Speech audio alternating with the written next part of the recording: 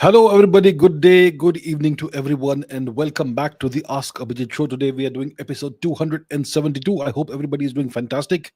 Everyone's doing great. Let's see who all is there on the live stream, on the live chat. I can see Savaria Seth, Ram Shukla from Kanpur, new fan from Kanpur. Welcome, sir. Welcome very much. I very much appreciate your being here. Ayush Singh, anonymous scientist. Bonjour, Nabadita Das. Namaste. Konpal Chobe, Suraj, Aptitude Showan, Bhushan, Jagdish Mali, Komal, Ayush Singh, Amisha Mishra, Pratham Agarwal, Vikash PJ, Soham Joshi, regular viewer. Welcome back, sir. Thank you so much for being a viewer. Uh, Kanishk Kaushik, Savaria Seth, Alvin Rodriguez, Ratul Das, Manisha Cardozo, Miss Trupti, Explorer 1, Rashmi Rathore from Rajasthan, Shri Ramchandraya Namaha, regular viewer. Thank you very much for being on the live stream. Abhinav Mishra, Hitanshu Mehta from Gujarat. Welcome. Vidhi Manyar. Hello. Sar. Nabadita Das Rashmi again. Shashank Kaushik. Patrick the Killer. Lathangi Suresh. Geopolitical Dubey. It's raining. Okay. Geopolitical Dubey from Indore. Who else do we have? Pranay Paul from Kolkata. Welcome back, sir. That Guntur guy. Who else do we have? Rashik Uddin, Deepika, Anant Pai, Rahul Kumar, Nilab Mitra, Hemant Kumar, Savaria Seth from Bihar, Alka, Shikari, Maklavin, Namaste, Somyadeep, Chaitanya Manuja, Jay Guman, Salute, uh, and so many other people. Krishna Raghunath from the Surinamese, Netherlands. Welcome back, sir. Yeah. Who else? Pratham Agarwal, veteran 69 Indie, who's been following me for 3 years. Thank you so much. I really appreciate that. Khushveer Singh, Sujit Shanagonda, Namaste. Lakshay Sharma, Konpal Chobe, Parvez Khan, hello. And everybody else. Anonymous Cookie Senpai. Well, that's quite a name. Okay, so I'm going to take questions that you all have asked in the comments, and let's get going with that. And I'll take as many as possible over the next couple of hours. If there is time left over, I'll even take some questions from the live chat. We'll see how it goes. The first question is from Rahul Dunake. If somebody fires in many questions in order for one to stick, is it a good strategy, or do you dismiss all of them thinking that the individual is over smart? Absolutely not. Ask as many questions as you want. If you have 30 questions, ask 30 questions. I have no issue with that. I don't think you're over smart. You should have a lot of questions, right? So I have no issue with that, but do ask good questions. That's all. Ask the best possible questions, and I'll try my best to pick the best ones. And if you have multiple questions, please ask them separately. I see many people putting in a whole paragraph worth of questions. I won't be able to take those. You have to ask one question at a time. So yeah, please go ahead. Do not feel shy. Ask any question that you have. Okay, with that said, here we are. So Pranay Paul says, with the India-UK FTA, free trade agreement, finally sealed, and Prime Minister Modi's historic UK visit, what is the real strategic gain for India? Did the US try to stall this deal earlier? And how might Washington and Trump now react to this shift in India's global trade alignment? Okay, good question. Excellent question. Give me a second. So what is the deal with this UK India FTA that we have, right? What are the parameters of the FTA? What is the FTA like? That's the question we want to ask ourselves. So Prime Minister Modi was recently in London, and that's where he went ahead and signed, I suppose, this FTA with the UK's Prime Minister Keir Starmer. And it's a pretty comprehensive FTA. And it's set to eliminate most of the tariffs that the two countries have when trading with each other. So whatever India is going to be exporting now onwards to the UK, all those goods, 99% of the Indian exports will have no UK tariffs applied to them. And when it comes to the British goods that are exported from the UK to India, 90% of these goods will have no tariffs. So it's a pretty robust, pretty strong FTA. And so that's a pretty good strategic gain. It means that we can export all kinds of products from India, and they will be very competitive competitively priced in the British markets, in the UK's markets. That's great, isn't it? So if you want to become a manufacturing power, if you want to become an exporting power, then you want your goods to be competitively priced in the target markets, right? Let's say you have a nation that applies 20% tariffs, for example, hypothetically. And if I'm exporting something worth 100 rupees or 100 pounds, then it means that more or less it's going to cost 120 pounds there. So it will not be that competitive compared to local products. But if there's no tariff, then it's going to be priced exactly at 100 pounds, which is the original price, which makes it more competitive. So that's great. So that's a significant strategic gain for India. I mean, so that's the first thing. That's the straightforward answer, that this is strategically great for India. And this obviously gives India leverage. Okay, it gives India leverage in its negotiations with the US, with the EU. So India, obviously, as we know, we have this August 1 deadline that the Americans have imposed on India for finalizing an interim trade deal with the Americans, right? So we can showcase this to the US. Look, we have been able to bring about this fantastic agreement with the UK. So if there are problems when it comes to the trade negotiations between the US and India, maybe there's a problem with you guys, with the Americans. Maybe you are adopting maximalist stances. Look at the UK. We are the same guys negotiating with the UK, and we have been able to successfully bring about this fantastic agreement. So it gives us more leverage.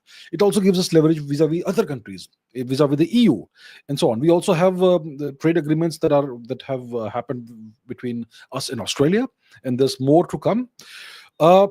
So it's fantastic, and this also there is this narrative that's been created on social media, in opinion pieces, in think tank articles, and so on, that there is this East versus West divide, right?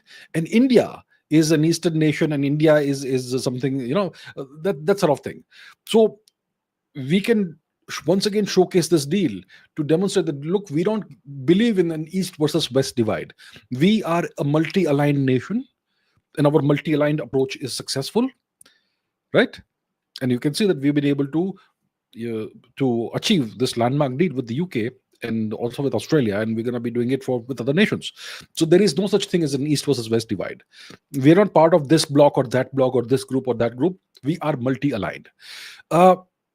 So this is a significant boost for India, and it's going to give India leverage over the US. It's going to give India leverage over other nations with whom we have ongoing trade negotiations. So I think it's fantastic. I don't know if the US tried to stall this deal earlier.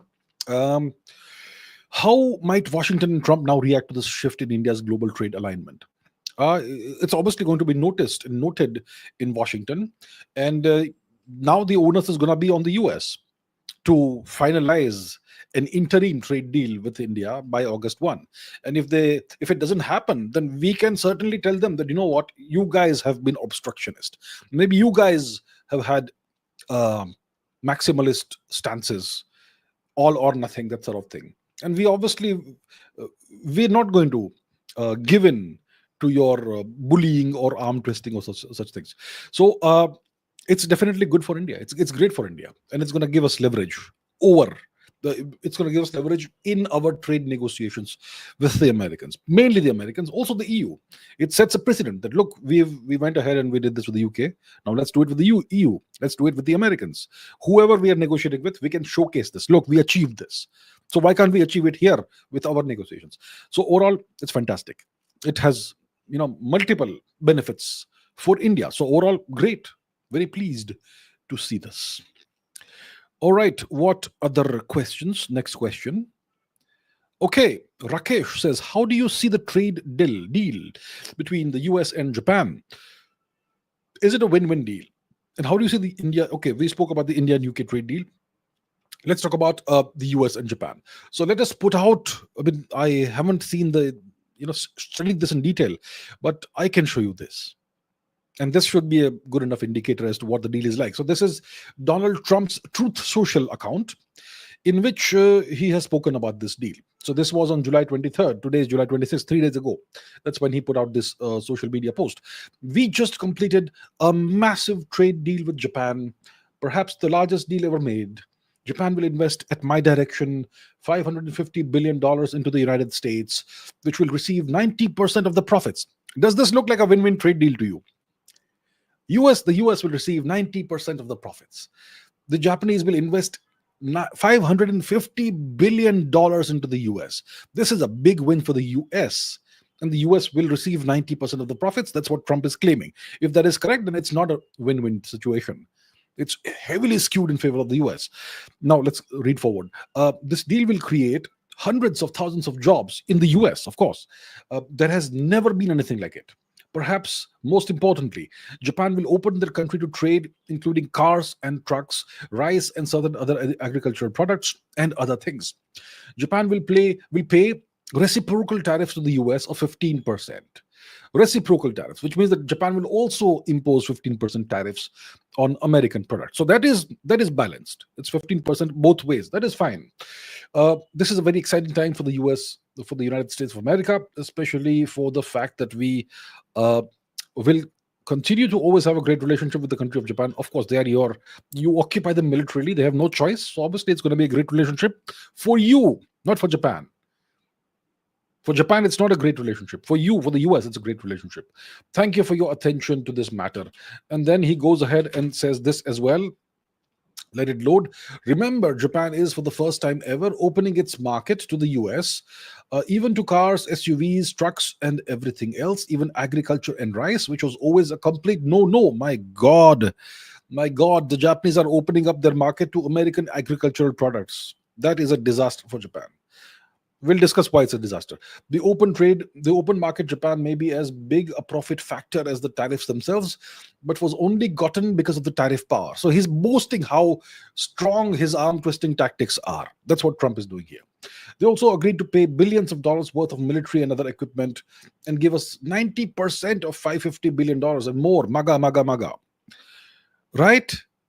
Does this look like a fair deal, a win-win balanced deal? No, it's all pro-US. 90% of the profits will go to the US of these $550 billion that Japan will be investing into the US. And Japan is going to buy billions and billions of dollars worth of American military equipment and other equipment. This is nothing but paying tribute.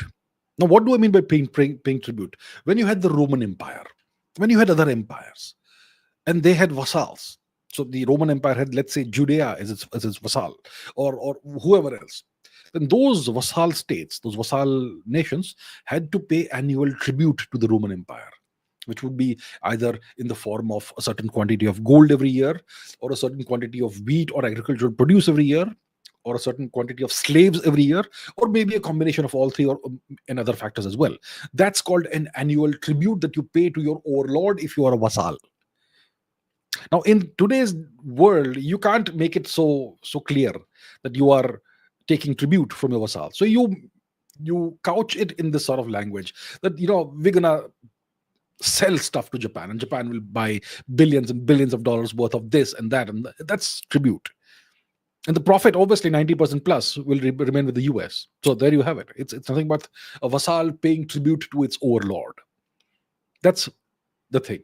And Japan has opened up its market. It's going to open up its market to agricultural products from the US. The American, have you seen the state of the US population's health? It's horrible. It's terrible. The United States has the unhealthiest population on the planet. Diabetes, obesity, cancer, God knows what other illnesses. People pop pills every single day. There's no individual in the US who doesn't pop pills every day. Right? One pill to balance the effects of another pill, and so on and so forth. It all stacks up. Why is it so?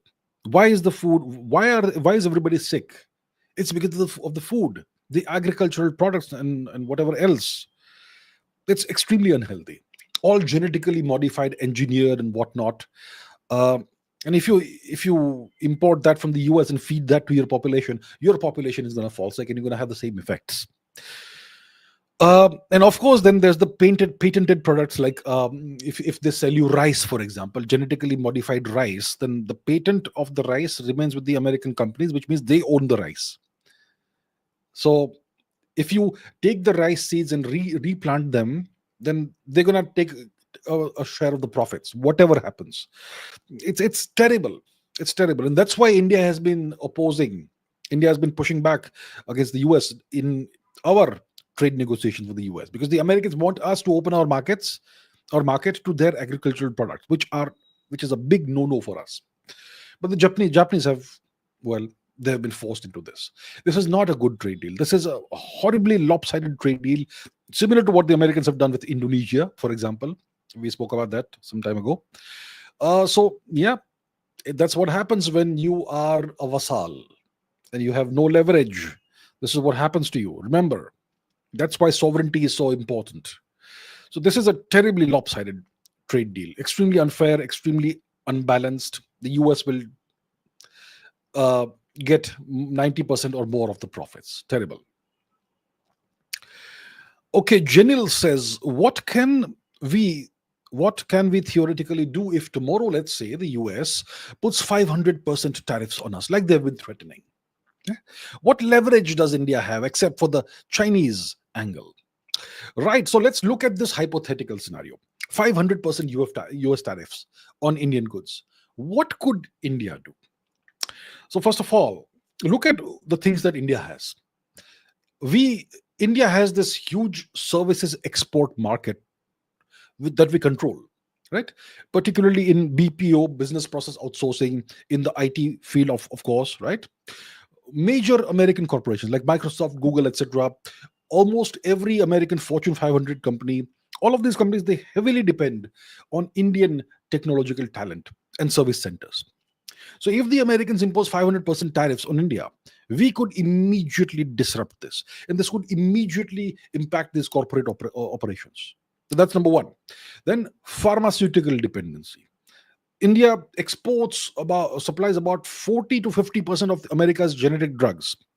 So whatever generic drugs the Americans import, about 40 or 50% of that comes from India.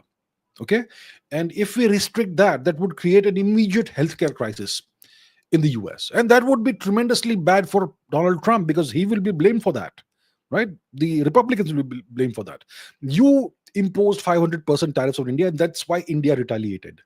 India is not going to sit back and just take it, right? Then we could impose retaliatory tariffs, reciprocal tariffs on the US.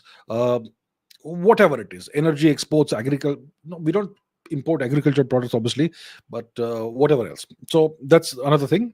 So we could shut down the IT thing. We could shut down. Obviously, it will hurt India also, no question about it. But yeah, it will create a crisis in the big American companies. It will create a healthcare crisis in the US immediately. Then let's say India revokes all H-1B visa processing. Okay, that would cripple the US tech sector in weeks or months, right?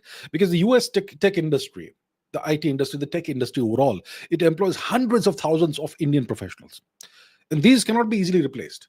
Let's say we say that all H-1B visas are revoked with immediate effect. Okay, and all Indians who are on H-1B visas, their visas are null and void. We could do that. Then what does the US do? We mandate that all Indian citizens who are on H-1B visas need to return to India immediately. We could create that sort of situation, right? So that's one thing we could do. Now, these are reciprocal actions we could take in various ways. There's geopolitical actions also that we can take. We could unilaterally withdraw from the Quad alliance. We could restrict whatever military access the US has to Indian facilities, airports, or whatever, for refueling or whatever. So that we could do. That India is a critical component of the American Indo-Pacific strategy vis-a-vis China, right? So we could withdraw from the Quad. We could deny US access to Indian facilities, the US, UK, whoever. Not the UK, US probably. Yep. Then we could pivot towards deeper economic integration with Russia and China beyond what we're doing already. And there's some kind of diplomatic activity already going on between India and China, right? So that's what we could do. That would not be great for the US. We could also block US initiatives in multilateral forums like the G20, the UN, wherever else, right? We could accelerate our trade agreements with the EU, with Australia, the Middle East nations, and so on, and so much more. And then uh, we could have deeper integration with BRICS nations. That's another thing we could do. We could limit access. Uh, See, American digital companies, they have operations in India.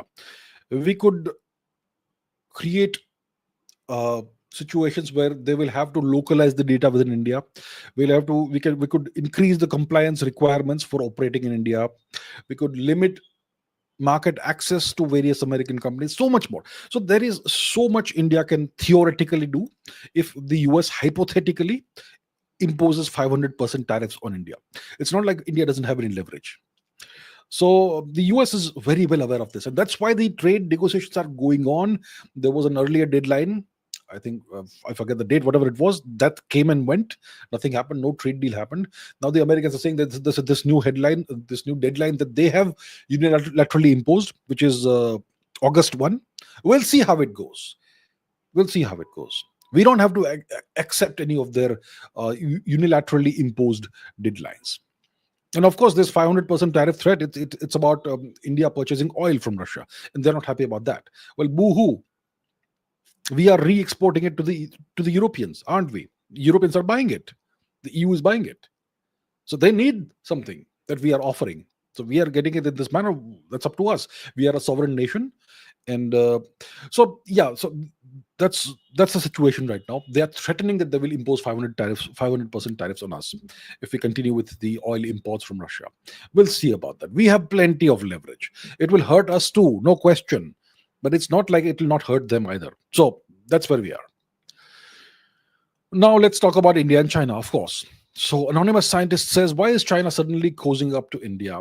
Is it because of the US's trade war and the US influence on Pakistan, which could be detrimental to Chinese interests? What should India do? Could this be a trap for India? And Supratim Datta says, we have seen rising tensions between India and China due to His Holiness Dalai Lama issue, the Akash Prime test near LAC. Not the Akash Prime test, but anyhow. And this must have been in India's retaliation to China's open support to Pakistan. But India has recently opened up visas for Chinese nationals. Is it due to Western sanction threats? To send a message that all doors are not closed. You have previously said that China won't be changed. Should we trust China as a reliable partner, strategic partner? What will be the future of the India-China relationship? Okay, so look, we can trust China. We can trust China to prioritize its own interests. We can trust China to prioritize its national interests first, always. That in that sense, we can certainly trust China. So if we understand what their perception of their interests is, then we have a very good idea of how they're going to behave, and that's what we do. So in that sense, we can certainly trust China. Of course, we have to remember that India and China, because of China's occupation of Tibet, we are strategic rivals. Just like China and Russia are long-term strategic rivals because they have a very long common border, right? That we have to remember. But India and China are both facing a tremendous amount of heat from the US. Different kinds. The American approach to China is different from the American approach to India or Russia. So India, Russia, China, all three are facing a lot of heat from the US. Right? The US it doesn't necessarily want India to become a great nation in the future. The US wants India to remain where it is. It is not in the American interest to see a great India, a resurgent India emerge on the horizon. And historically, if you look at the history of the past 2,000, 5,000 years, India has always been the largest economy. So that is India's natural position in the world, even if you can't imagine it today. Even if you can't imagine it, India's natural position in the global order has always been that of the largest economy. And that's a problem for the US. And China is currently threatening to emerge as the largest economy for now. That's a problem for the US. And China and India are very different nations. So they are applying different kinds of heat on India and China. and as we know, there's this tremendous trade war that's happening between the US and China, and the decoupling has already more or less happened, and the US market is now off limits more or less to the Chinese. So what do the Chinese do? They have this enormous manufacturing overcapacity. What do they do with it? Well, it makes sense to export stuff to India, right? Because India is the only other nation that has an enormous market and a growing market. So it makes sense for China to some extent normalize relations with India. But the Chinese, as we know, they have their own interests, and they've been supporting Pakistan in a variety of ways, and they're pretty open now about it. In the past, they've been cagey about it, but now they're open about it.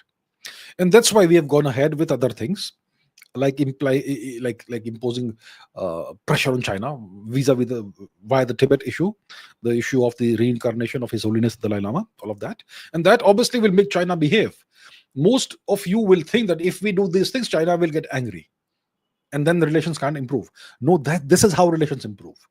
By demonstrating the kinds of leverage you have over them. That's how you make them behave. This is not a way of making relations worse. It's a way of explaining to your dance partner the kind of leverage you have. Then that's when you can recalibrate. That's when both partners can recalibrate how things are, and then we can dance. That's how it goes.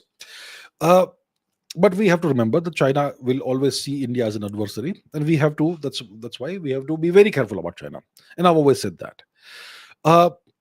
So, is something a trap for India? Not necessarily.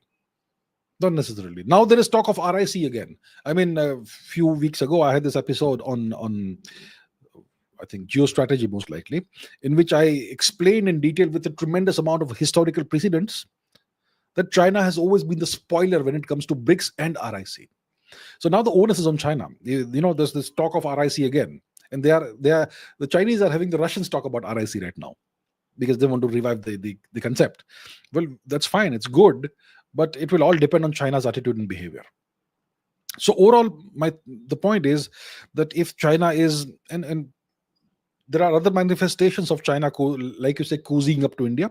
No, they're trying to some extent normalize relations with India. I think, and I suspect there's a lot of diplomatic activity happening. Okay, India and China are talking to each other right now. It may not be visible, it may not be announced, but there's a lot of back and forth happening right now. There's a lot of negotiating happening right now. And some of that we will discuss imminently in the question after this one. So all of that is going on, and the reason for this obviously is the bigger factor, which is the United States. So the Chinese will not give up whatever leverage they have over India vis-a-vis when it comes to Pakistan. The Pakistanis are to some extent aligned with China. To a much larger extent, they're aligned with the Americans. Of course, the Americans operate Nur Khan Air Base, and the Pakistani nuclear deterrent is most likely an American nuclear deterrent, which has been given to Pakistan to counterbalance India. Most likely, it's that. So China and America, the US, they both see eye to eye when it comes to Pakistan and India. They both see Pakistan as a viable asset to be used against India, to counterbalance India and to destabilize India whenever required. So that's the situation. But China is facing the heat from the US, and that's not going to go away. India is facing the heat from the US. That also is not going to go away. The US will play its game. It doesn't want China to grow beyond what it's already grown, and it doesn't want India to emerge as the next China in the next 20 years. So the US is containing both India and China. So it makes sense for India and China and Russia, three of them, to dance together. Tango. Ménage à trois, like they say in French. Not ménage à trois, but trilateral tango, let's say. Yeah. But of course, India will have to be very careful when it comes to China. So we will always have to keep on verifying what they're up to. And so that's the situation. So I think the future dynamic of the India-China relationship is going to be more of a trilateral dynamic, possibly. India, China, Russia. And Russia could be the stabilizing factor. Russia could be the factor that, keeps the two gets them to behave, especially China, obviously. So that seems to be the future, the next 10, 20 years. The biggest issue when it comes to India and China is the Chinese occupation of Tibet. India and China have never been neighbors for the past 2,000 years. Then in the 1950s, the Chinese occupied Tibet, and that's how India and China suddenly get a common border. And that's an undemarcated border that the Chinese don't want to demarcate, and that's the main issue. So what happens? How can India and China normalize their relationship to a certain extent? One straightforward answer is that China should agree to demarcating the border, the India-Tibet border, and that should set all problems at rest. But they don't want to do it. They don't want to, because they want to have that leverage over India. We are more powerful than you. We occupy the higher ground in Chinese occupied Tibet, and the border is undemarcated, so we can keep on claiming various pieces of your territory. That's the big leverage they have. So maybe we can agree that we're gonna keep the border issue aside for the next 10 years, 20 years, whatever. Otherwise, it's not going to work out. So we'll have to see how it goes. The Chinese will not agree to demarcating the border. I'll be very surprised. I'll be happy, but I'll be very surprised if that happens. So as long as the border is not demarcated, we have to keep the Tibet issue open and remind the Chinese that we don't consider Tibet as part of China. Obviously, Tibet has never been part of China. So yeah, it's complicated, and that's how it's going to go for the time being. Right. Next question. Okay, we have a bunch of questions all about the Maldives. What has changed, says Danush, in the India-Maldives relationship, where Maldives went from being anti-India to suddenly pro-India? Is Maldives still now a Chinese proxy, or is it pro-India now? Mriganka Sekhar Biswas says, Prime Minister Modi's recent visit to the Maldives, marked by a military salute and state honors, signals a remarkable diplomatic turnaround, especially after the strong India out sentiment just a year ago. Their leader, Mr. Muizu, was at the forefront of this India out campaign, wasn't he? And right now is receiving Prime Minister Modi at the airport and giving him a grand welcome and all. Right. So, what specific leverage or strategic tools do you think New Delhi employed to engineer this shift in Mali's posture? Pranay Paul says, with Prime Minister Modi receiving a grand welcome in the Maldives after the hostile India out campaign and extending a 4,850 crore credit line, how do you assess the strategic importance of this visit? Could India's handling of this turnaround be seen as a case study in foreign policy maturity, especially in the face of rapid geopolitical changes around the world? Okay. So, all of this is being asked. There have been more questions about the Maldives. I've only taken three. There's as representative questions. A lot of people have asked questions about the Maldives. Prime Minister Modi has tweeted more than 25 times about the Maldives visit in the past day or so. Actually, it's more than 30 times now on his Twitter account, X account. So what's going on? That's the question. So what's changed? So first of all, let's remember what's happened.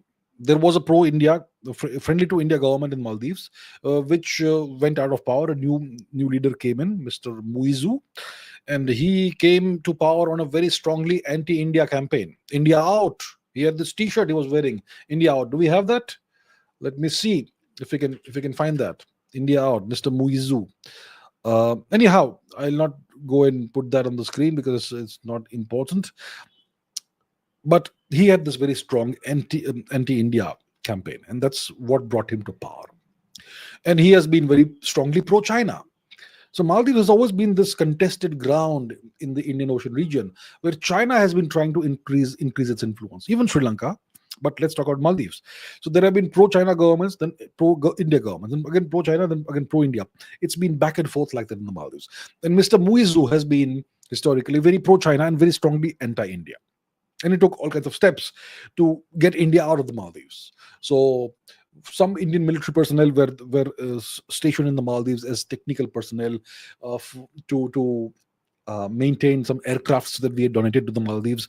Those Indian military personnel were asked to leave. Certain contracts that were given to development infrastructure contracts that had been given to Indian companies, those were revoked by Mr. Muizu's government and so on. So the Maldivian government, Mr. Muizu's government, they acquired some Turkish drones recently, and they have given contracts that were cancelled for Indian companies. Those contracts were given to Chinese companies.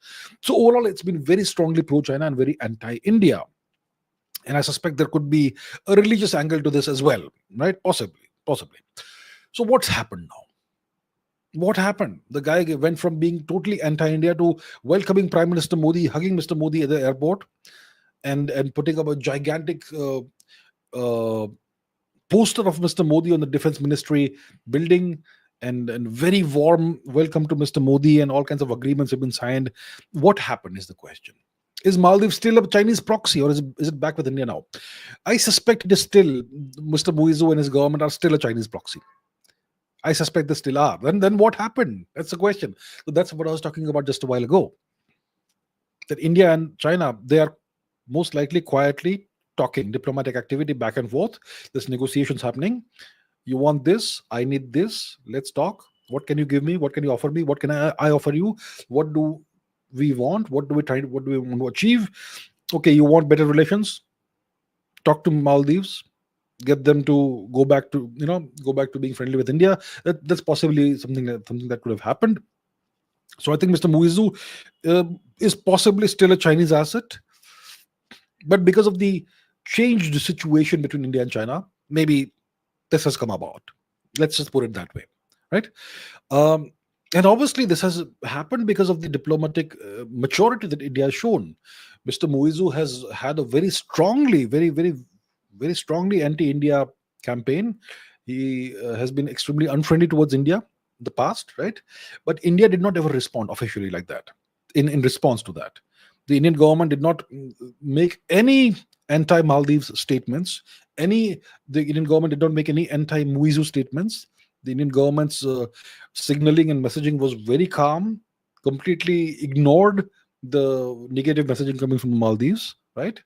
So by adopting this mature posture and position, today we are able to achieve uh, what we have achieved through the visit of Prime Minister Modi to the Maldives. So it is diplomatic maturity. Even when things are like this, you don't respond, you don't lash out, you don't act immaturely like a teenager.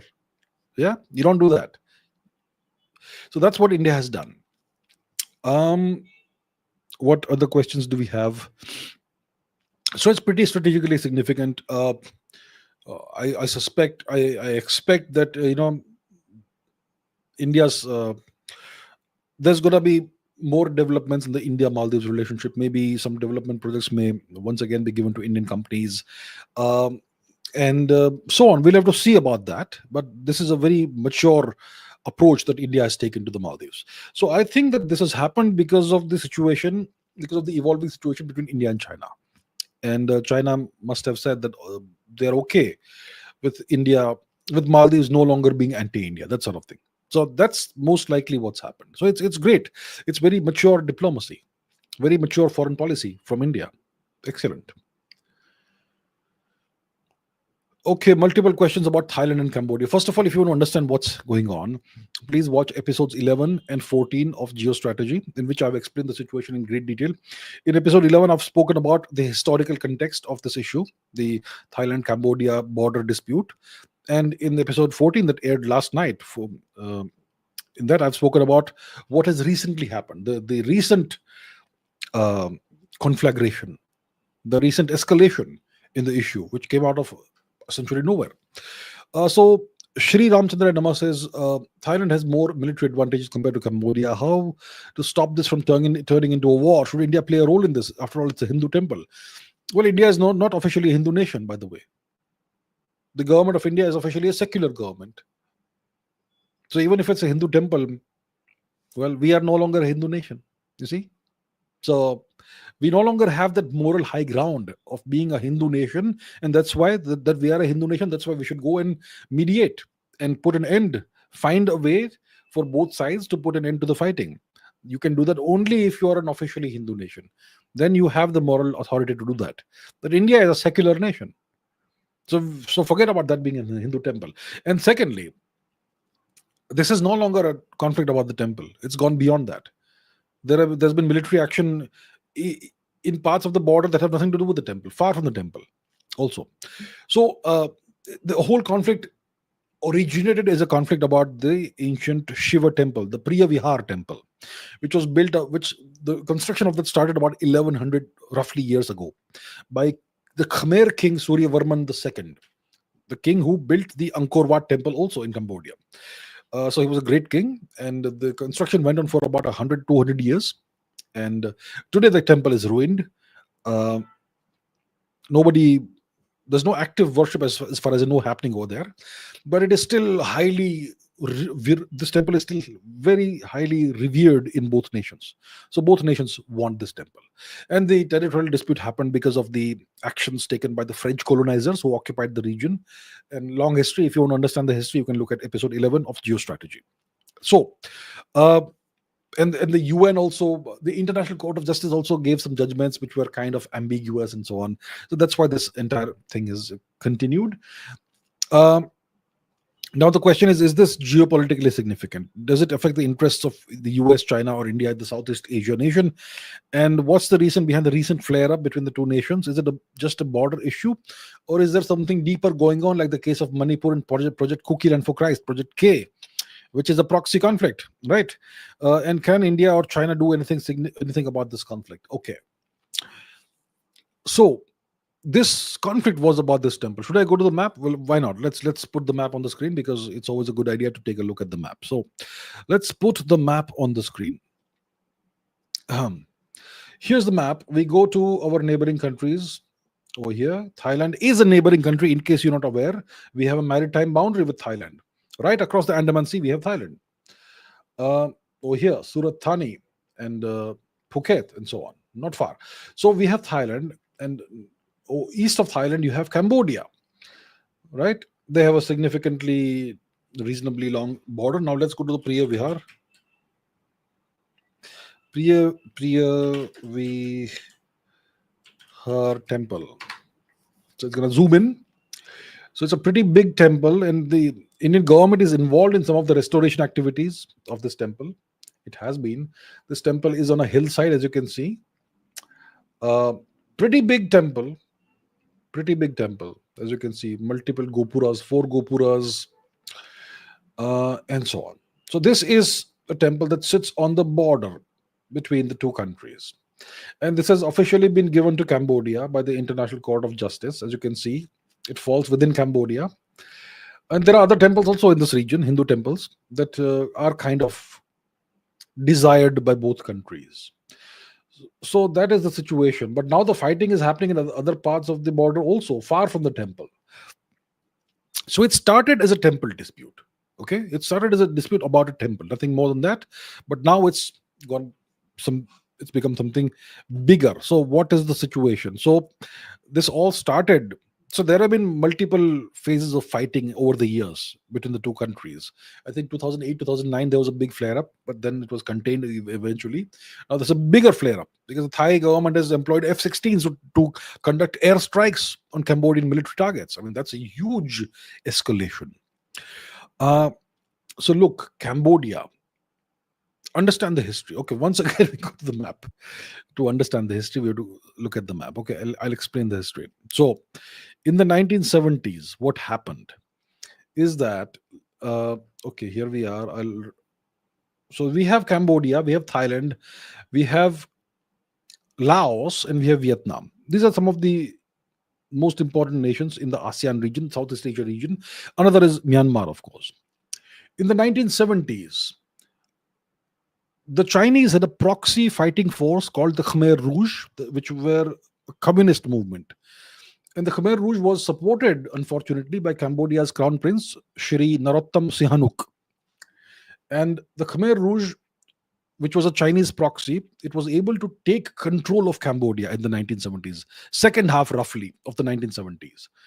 And they conducted a horrific genocide in Cambodia, absolutely horrific. You can't imagine what they did in Cambodia. And eventually, Vietnam stepped in. Vietnam is a communist nation. They stepped in and they liberated Cambodia, and they kicked the Khmer Rouge out of power. Now, Vietnam is a communist nation. They kicked the communist movement, communist government out of power, the Khmer Rouge government, which was supported by China. In response, the Chinese responded by invading Vietnam to punish Vietnam. But surprisingly, Vietnam gave China a bloody nose and kicked the invading army, People's Liberation Army, out. It was a humiliating defeat for China. So since then, Vietnam has kind of been a big brother to Cambodia. Then eventually, Cambodia got a new governments, which kind of aligned with China to some extent. Okay. And the strongman of Cambodia for the past 20, 30 years has been Mr. Hun Sen. And today he is no longer the leader of Cambodia. His son is the leader of Cambodia. But the real center of power is obviously still Mr. Hun Sen. So Cambodia is kind of, you could say, aligned with China to some extent. Thailand is aligned with the US. The Chinese have invested billions of dollars in both countries for their Belt and Road initiative. There are Cambodian workers, maybe tens of thousands, maybe even more, who work in Thailand. There is significant cross border trade. Thailand has a much stronger military compared to Cambodia. Thailand is much more prosperous compared to Cambodia. Uh, and that is the situation. So hopefully this explains. So now when it comes to Vietnam and Cambodia, Vietnam is kind of a big brother to Cambodia. So it's a complicated relationship. To one, the Cambodians do recognize the fact that Vietnam saved Cambodia, but they also find Vietnam kind of an overbearing bigger brother to some extent. So it's a complicated relationship. So now the two nations, Thailand and Cambodia, are on the brink of war. And if that happens, well, Thailand will. So, how did this thing happen? It happened because there was a phone call between the Thai Prime Minister Paetongtarn Shinawatra and Mr. Hun Sen, the strongman of Cambodia. And Mr. Hun Sen recorded this phone call and he leaked it. And in that phone call, she kind of criticizes the Thai military, and she calls him uncle, and she's very differential to him, and that's why she got suspended by the Thai government. So she's no longer the prime minister right now. In Thailand, you don't criticize the military. You don't. Okay? And she did that. So that's why she's out. And then about 22 or 23 days later, suddenly there's a conflagration. Both sides are accusing each other of starting the fight, but that's where we are. So this could evolve, if this is not stopped now, this could potentially evolve into a proxy conflict between the US and China. Possibly. Yeah, Thailand, its military is strong enough to take Cambodia if they want. They can effect a regime change in Cambodia if they want. They are that strong. Thailand. Cambodia doesn't have a strong military. So why did Mr. Hun Sen start this entire thing? Maybe to consolidate his hold in power inside Cambodia. When you have an external threat, you can have the people rally around the flag, kind of, So maybe that's the reason. But this could evolve into a proxy conflict between the US and China, like what's happening in Burma, right? In Burma, you have half the country which is no longer under the control of the Burmese government. And you have the Project K that the Biden regime started, the Cookie Land for Christ nonsense, which has spilled over into Manipur, and it's created a completely abysmal situation in Manipur. Right? So this could destabilize Southeast Asia further if this is not contained. So that's the situation. We'll have to wait and watch. Okay. Next question. Mriganka Sekhar Biswas says, Russia's Africa Corps, now officially under the Kremlin's defense ministry, has replaced the Wagner mercenary network across Mali, Niger, Burkina Faso, embedding itself as a formal security partner. Does this mark a durable realignment away from Western influence and with implications for terrorism dynamics, resource access, and the international security architecture? Let's go to the map. We'll quickly take a look at Africa, the region that we are talking about. Let us remove this. All right, here we are. So we are talking about these nations in the Sahel region of Africa, which is also called the Coup Belt of Africa. We're talking about Niger. We're talking about Mali. We're talking about Burkina Faso. And these nations are kind of aligned with Russia. Russia has a significant presence in the Sahel region. It used to be via the Wagner group, which was a paramilitary group, not officially under the Kremlin's command. But now the Russian presence is via the Africa Corps, which is under the Kremlin's direct command, essentially. So Russia is now officially involved in this region, as opposed to unofficially, the way it was unofficially involved earlier. And this comes at a time when France is withdrawing, or essentially has withdrawn from Africa. I think that France has closed down all of its military bases in the region now. And it has essentially ended more than a century of colonial presence in the region. So the French colonizers are gone, and they've been replaced by the Russians, and there's a Chinese presence also significantly in Africa. So Russia and China, as we know, are working together to a certain extent. So it's Russian muscle and Chinese money, essentially, which is here. And of course, Africa is a tremendously resource-rich region. So of course, there's so many resources to be extracted over here. Metals, there's uranium, there's oil, there's gas, there's so much more. Uh, and the Great Lakes region also, I mean, if you look at that, the Americans have a great amount of interest over here because of the resources in this region, which is the DRC, Tanzania, Rwanda, Burundi, Uganda region, Kenya also to some extent. There's a new scramble for Africa that's happening right now, and all the big powers are involved in it. It's just about resources. It's not about bringing democracy and freedom and human rights and better living standards and education and whatnot to Africa. It's all about extracting Africa's resources. That's what it's about. So this is a work in progress. The security architecture, whatever you call it, in Africa is realigning right now. This is not a durable realignment, it's a work in progress. The Americans have now designated the Sahel region as the number one epicenter of terrorism in the world recently. So apparently Pakistan is no longer the number one epicenter of terrorism. It's the Sahel region now. Really? Whatever. That's what the Americans say. Because the Sahel region is slipping out of their grasp. So then you designate them as terrorists, right? Obviously. Makes sense. Right? So it's going to be a contested region now, Africa. Everybody's going to try and grab whatever they can. It's all about resources. So there's going to be increasing competition in the region. The Sahel region seems to now be significantly more and more aligning with Russia, especially the three nations we referred to, Mali, Niger, and Burkina Faso. Maybe more nations could come under that. And the Great Lakes region and all that the Americans are looking at, and the Chinese have a presence there. India also would like to, hopefully, I would say that India should also be involved in this, not for extracting and exploiting Africa, but giving a win-win kind of thing to African governments. So yeah, it's a work in progress, and it's good to discuss Africa once in a while because it's a gigantic part of the world, the largest continent that no one talks about, and it's very important. So yeah, right. What is next question? What do we have? Geopolitical Dubey says, how long will Myanmar remain in this mess? Is there any end to Myanmar's problems? Okay, let's take a look at the map because it's possible some people don't know where it is. So where's the map? Okay, here's the map. Here we are. We're talking about Myanmar. So Myanmar, hopefully people will know that it's a neighboring country east of India's Far East. That's Myanmar. So Myanmar historically has been part of the Indosphere, very much part of the Indosphere, very Indianized culture, very Indianized civilization. It was the gateway to Suvarna Bhumi for us historically, the past 3,000 years, when our traders used to cross the Bay of Bengal and the Andaman Sea and trade with Southeast Asia, which we called Suvarna Bhumi. So Myanmar was the gateway to Suvarna Bhumi for us. Now, Myanmar lost its sovereignty to the British in 1926, the Treaty of Yandabo at the end of the First Anglo-Myanmar War. And that is precisely the time when Manipur also lost its sovereignty to the British. And slowly the British made significant inroads into Burma.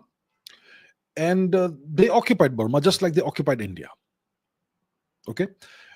And in 1935, there was a vote in Burma whether to separate from India or not.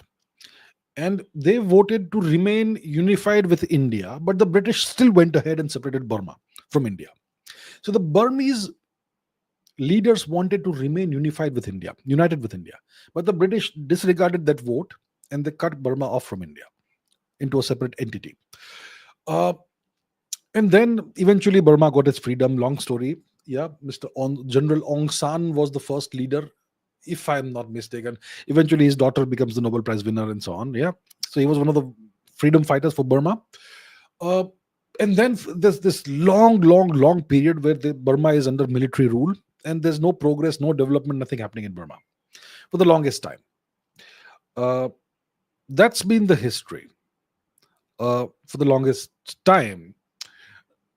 And the Americans have tried their best to bring democracy to Burma, which means to make Burma align with the US, not with China.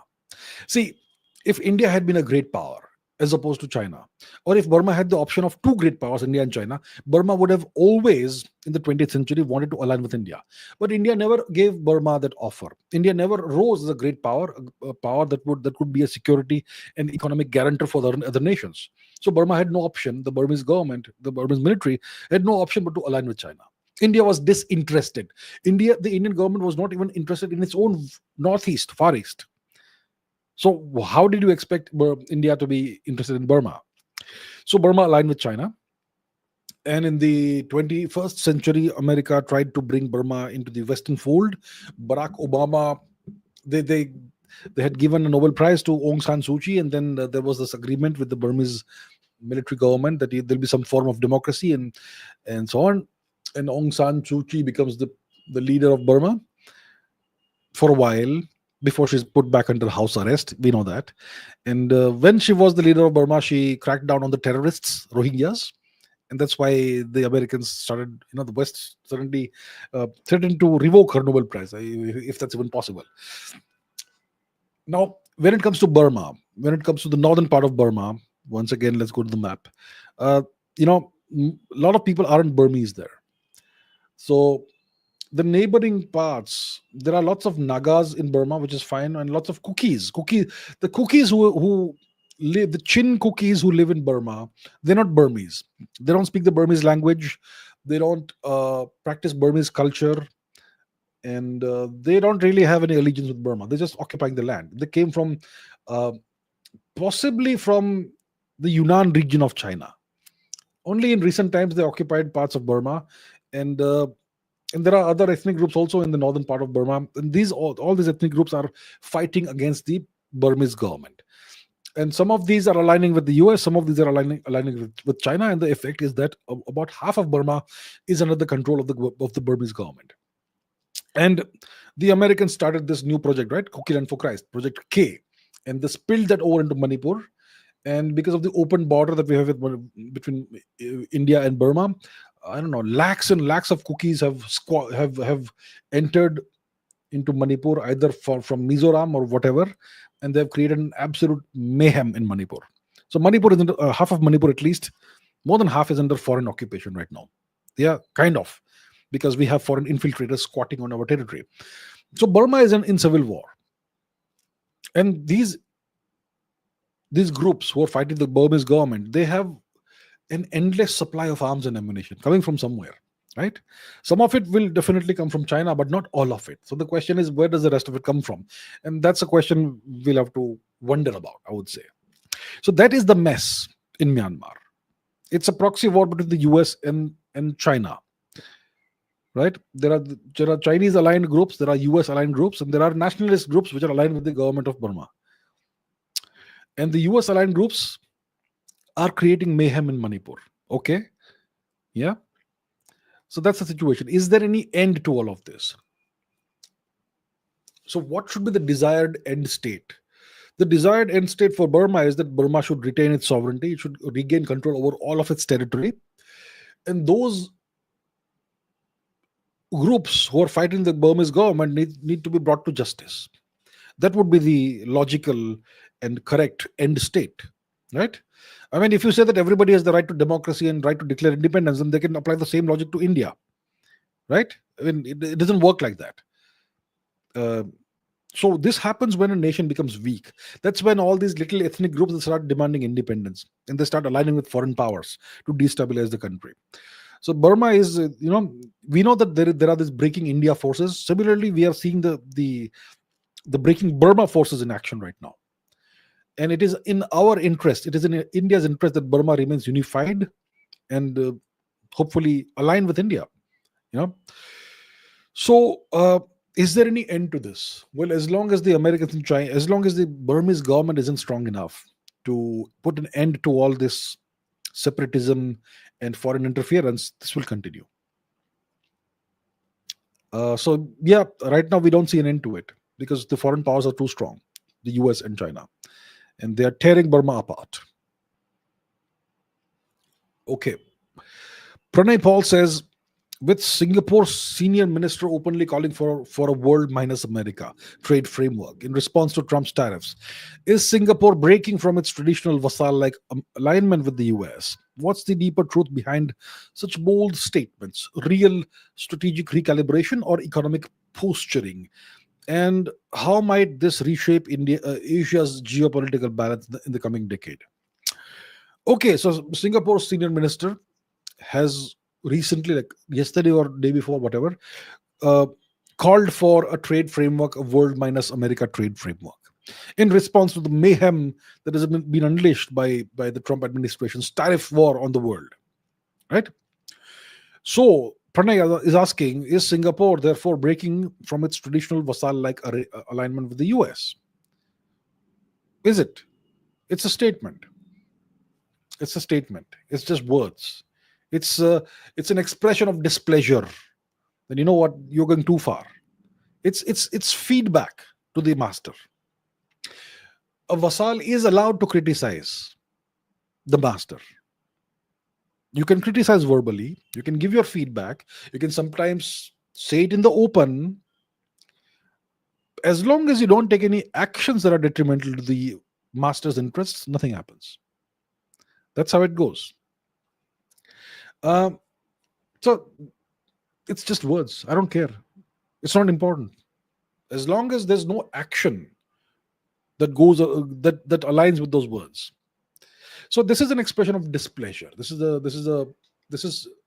a nation voicing displeasure, which is just common sense. I mean, what the Americans are doing, they're tearing down the economic order of the world. So it's a statement that makes a lot of sense, and Singapore is not in a position to stand up to the US, and it's not going to happen. Not going to happen. So there is no real strategic recalibration. This is just words. It's just words. It's not going to reshape any geopolitical balance in the coming decade. Okay. Amisha says, please explain the origins of water. How did water first appear on the Earth? And how are images of the Milky Way galaxy taken? Okay. Origins of water. And how did water first appear on the Earth? See, water is a chemical substance. It's made of two atoms of hydrogen, one atom of oxygen. Hydrogen is H, so it's H2O. Hydrogen is the most abundant element in the universe. It was formed in the aftermath of the Big Bang. Hydrogen is an element that has one proton and one electron. That's it, the simplest atom that you can have. So so that's hydrogen. Then you have oxygen, which has 8 protons in its nucleus and 8 electrons that go around it, kind of, in orbitals. So hydrogen was created in the aftermath of the Big Bang in great quantities, abundance of hydrogen, also helium. But oxygen wasn't formed in the aftermath of the Big Bang. It wasn't until the first supernovas occurred in the universe that the formation of oxygen of water happened. So oxygen is formed inside stars as a consequence of fusion, nuclear fusion. And when a star goes supernova, that's when tremendous amounts of water are produced, very counterintuitively, but yes, all the oxygen that's inside the star, it gets to react with hydrogen, and large quantities of water are formed during supernova explosions, the combination of hydrogen and oxygen, essentially. And water is one of the most abundant chemical substances in the universe right now. You can find signatures of water everywhere. Vast reservoirs of water have been discovered in orbit around quasars. Quasars are active galactic nuclei that are powered by supermassive black holes. And there's this big accretion disk. Let's put an image of that on the screen. What a quasar looks like. So there's this big accretion disk that is which has infalling matter. Okay, quasar. This is what a quasar looks like. A representation of a quasar. That's a tremendous amount of mass and material and matter that's falling into a black hole, and that's Yeah, this essentially is a galaxy with with this situation. So there have been quasars that have been discovered that have huge reservoirs of water vapor in the accretion disk that's falling into the black hole. How much water? Trillions of times the amount of water we have on the planet Earth. More than 100 trillion, I think 140 trillion times the amount of water in the oceans of the Earth. That's how much water was discovered around one in the accretion disk around one quasar. So water is extremely abundant in the universe. Okay, so that's the origin of water. It originated initially during supernova explosions, and then it's become one of the most commonplace substances in the universe. Now, how did water first appear on Earth?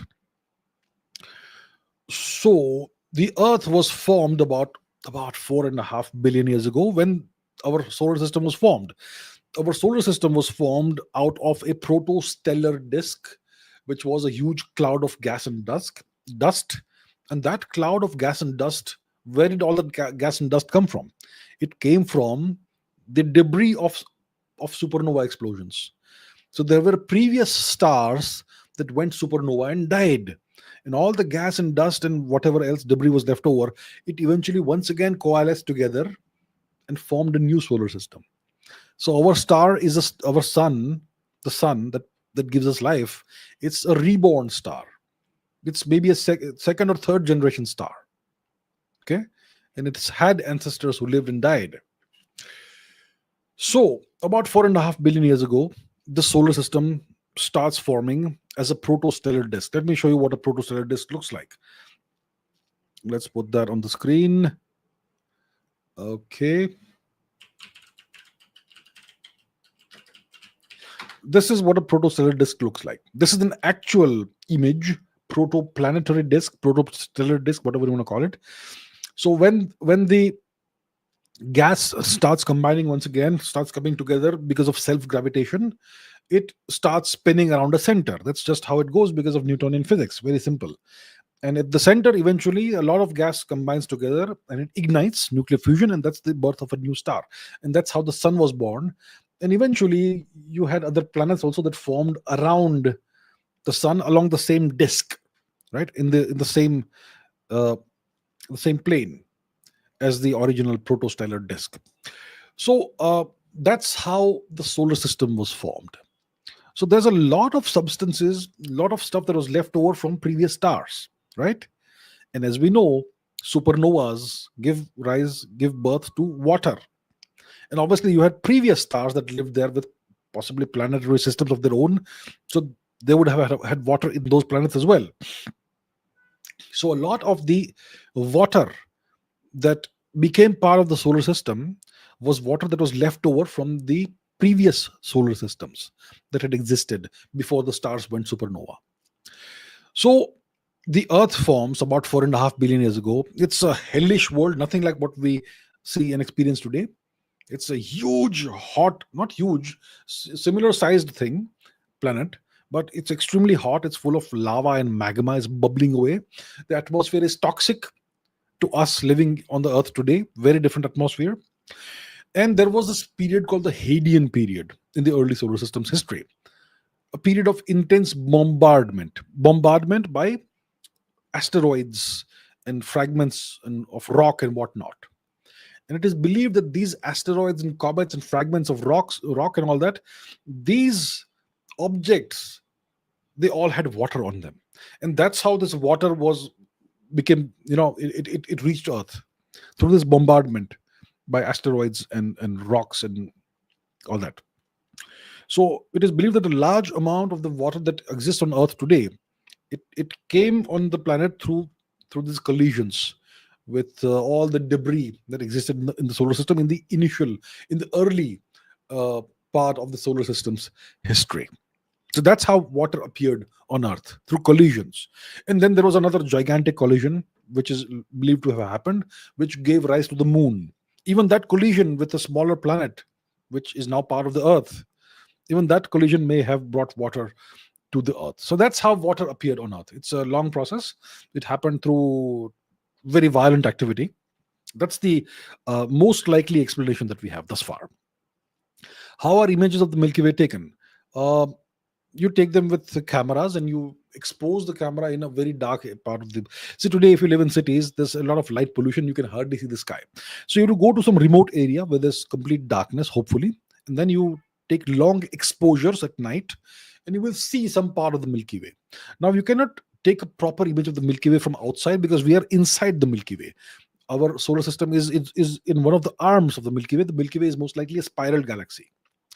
So you take pictures like that, and so let me show you some pictures. What do these pictures look like once again? Milky Way picture, right? Milky Way picture.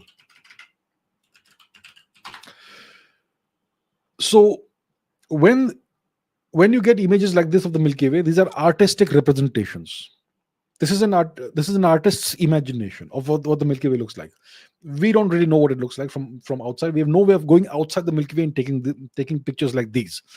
So these are artistic representations. These are actual images of the Milky Way from inside the Milky Way.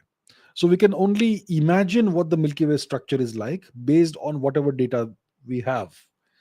So this is what it looks like when we take images from inside the Milky Way, from our own planet.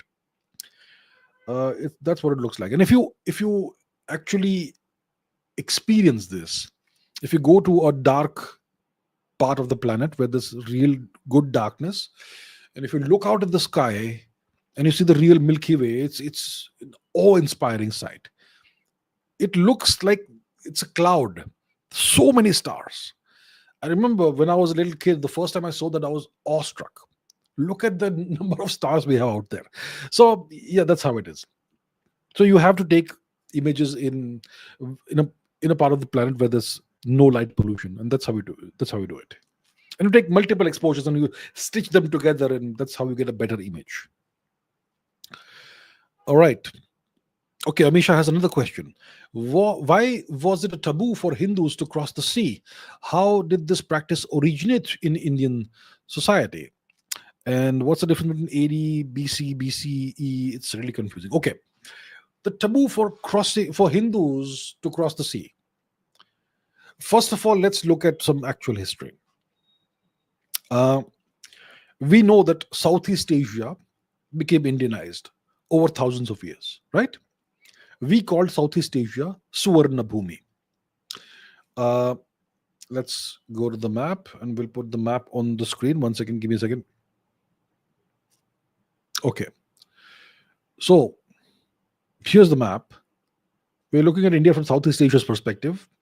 We have Indonesia, Yavadweep and Sumatra, Java and Sumatra, and we have the Philippines, which were called Maharlik. Then we have Thailand, Cambodia, Vietnam, Myanmar, all of that. All of this taken together is Southeast Asia. Now, Indian traders were trading with Suvarna Bhumi, which is Southeast Asia, for at least 3,000 years before today. And they did not go to Southeast Asia via land. They used to cross the Bay of Bengal, cross the Andaman Sea, and trade with Southeast Asia.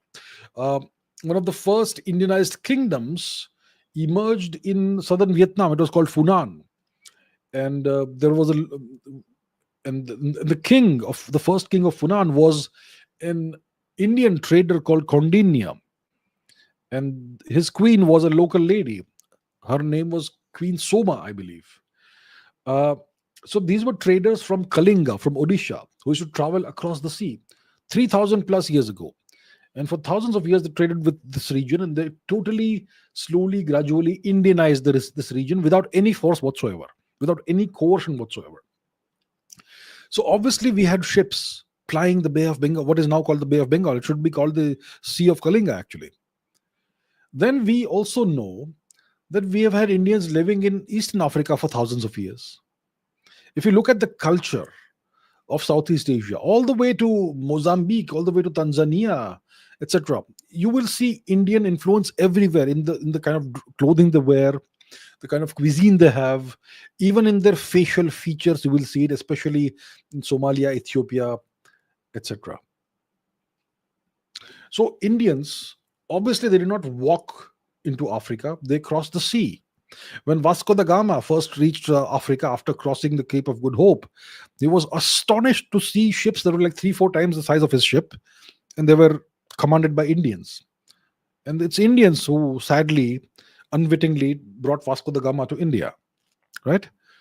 So Indians were crossing the ocean all the time. If you read the Rigveda, it speaks about ships that have 100 oars, ships equipped with 100 oars.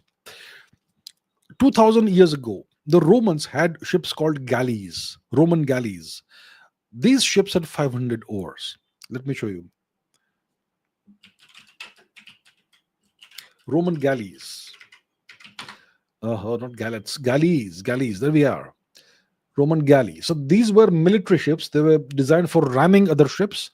And these ships would typically have 50 oars, 25 on each side.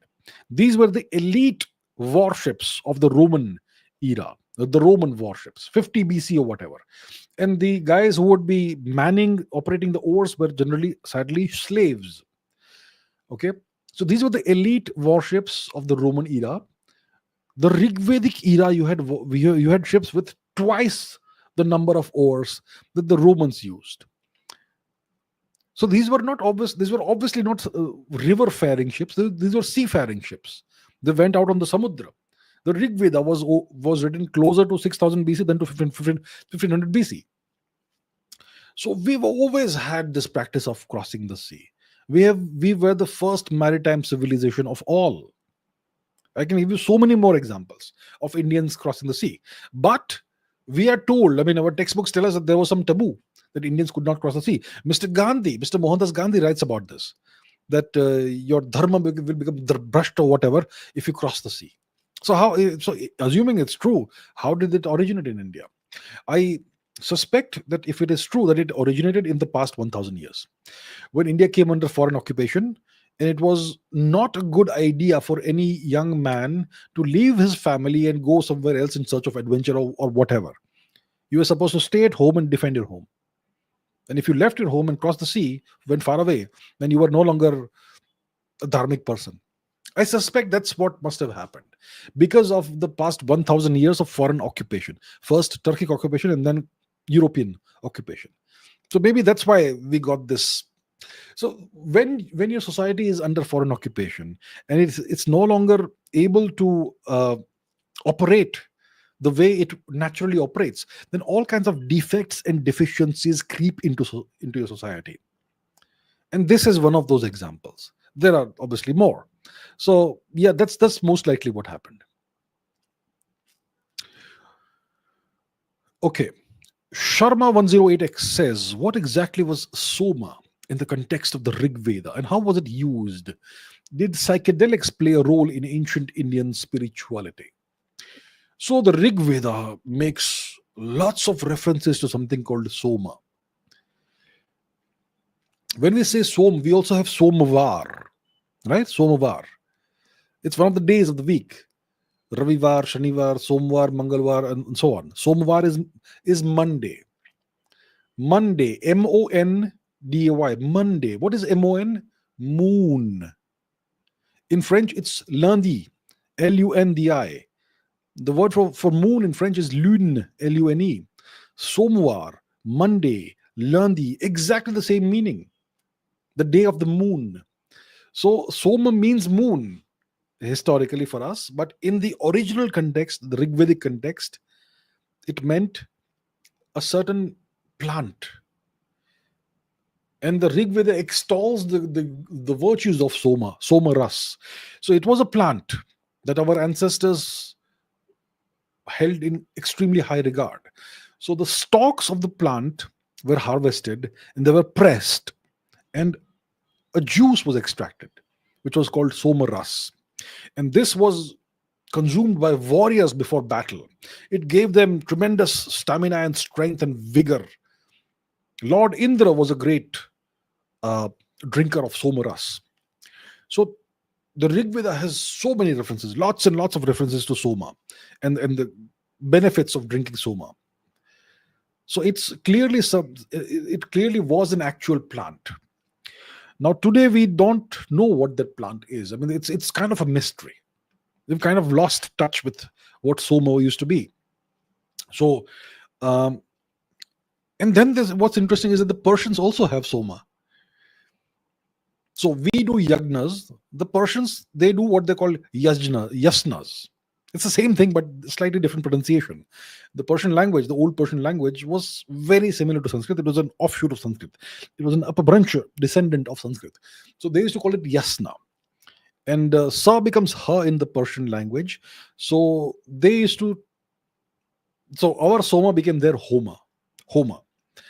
And the Persians, the Zoroastrians, when they came to India running from the Arabic invaders, they brought Homa with them. And that happened to be the ephedra plant. Ephedra. Let's quickly Google that. Ephedra. Excuse me. So the ephedra plant looks like this. Now I'm not claiming that this is guaranteed to be Soma, but this is what the ephedra plant looks like. It's a stimulant. Okay. This is what it looks like. It grows. Where does it grow? Let's find out where it grows. Ephedra as a plant. Where does it grow? Do we have? Okay. So this is where it grows. So it is believed that the Rigvedic original area was northern western India. So yeah, it makes sense. And of course, Persia also there. So what's the use of ephedra? Human use. Ephedra medicine. Neanderthals, Shanidar Crave, Kurdistan, ephedra pollen, all that. Ephedrine. Ephedrine is a controlled substance, I believe. It's a stimulant, central nervous system stimulant. And I think athletes are banned from taking it because it gives you, it's a performance enhancing drug in exercise and sports. It can increase heart rate, blood pressure, cardiac contractility, and act as a psychostimulant. Right. And it's often used in combination with caffeine for performance enhancing purposes. And the food, so there are regulations and on, and I think athletes, if they are found with ephedra in the system, I think you are banned or whatever, and your medals will be revoked if you are found with ephedra in your system. So this is a candidate, I would say. I'm not claiming that this is the Soma itself, but it's, I think, a strong candidate for being possibly the Soma of the Rigveda. So when the Parsis do their yasnas, they use ephedra as Soma. And for us, I'm not sure what we use. Yeah. So that's what Soma was. It was this great, fantastic plant whose juice would be consumed, and that would give you tremendous performance enhancement, and you would win in battle. That's what Soma was. And it's kind of lost in history. Some people say it is the psilocybin mushroom. I don't think that's the case. The psilocybin mushroom has very strong hallucinogenic properties. It sends you into some kind of weird mental state where you see unicorns and whatnot, rainbows and whatnot, I believe. Okay. I believe it's pretty common in India, the psilocybin mushroom. But it's not a performance enhancing substance. It won't guarantee victory in battle. It may end up getting you killed in battle if you're seeing things that aren't there, right? So I don't think psilocybin is the answer to the mystery. It's possibly ephedra. We'll have to see. So I'm not sure what ephedra is called in India. We can find it out later. Did psychedelics play a role in ancient Indian spirituality? Well, psychedelics have been a part of Indian culture. Bhang is obviously, what is bhang? It's marijuana, right? Marijuana is ganja. It's a herb that can be ingested. It can be eaten or it can be smoked, and its sap or whatever is converted into this bhang balls or whatever, and people drink that with milk or whatever during Holi. And it's never been taboo. It's not something that is something you should do all the time. But on special occasions, on holidays or festivals or whatever, on certain festivals, it's consumed. One of the festivals, obviously, is Holi, when people drink bhang. I've never had it, so I have no idea what it's like, but I've heard very interesting stories about bhang. And another festival is Shivratri, where people smoke. Some people smoke ganja, a couple of puffs or whatever. And there are certain sadhus in India who smoke copious amounts of ganja and whatnot. So it's part of our culture. It's been there for thousands of years, and I'm not sure if it's a good thing or a bad thing. I'm sure it's not a bad thing if you do it once or twice a year, right? It's a ritual thing. Of course, I suppose these substances will have addictive properties, and obviously, if somebody consumes them or smokes them regularly, you're going to have bad health effects. But if you do it once or twice a year, no one cares. Um, and I'm sure Indians were in old ancient times were not encouraged to do this all the time. It was something you did for ritual purposes, religious purposes, once or twice a year. So yeah, that's the kind of thing we had historically. Sharma 108X says the subjugated rivals of the Aztecs played a crucial role in the conquest of the Aztec Empire by helping the Españols, the Spanish conquistadors, right? Hernan Cortés. Hernan Cortés was the Spanish barbarian who destroyed the Aztec Empire in the year 1521. Hernan Cortés. And the other barbarian was Francisco Pizarro, who destroyed the Inca Empire in Southern America. A long story. So the subjugated rivals of the Aztecs played a crucial role in the conquest of the Aztec Empire by helping the Spanish. Could you discuss why they chose to side with the Spanish and what happened to them after the Spanish gained control of all of Mexico? So let's once again go to the map, and we're going to take a look at that part of the world for a change.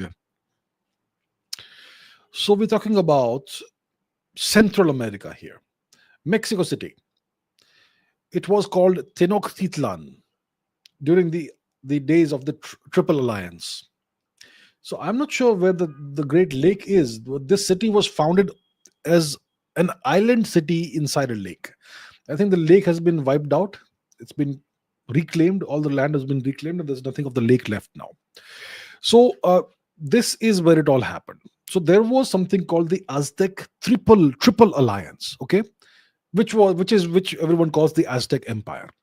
It was a political and military entity which was founded in the 1400s, the first half of the 1400s, by 3 city-states.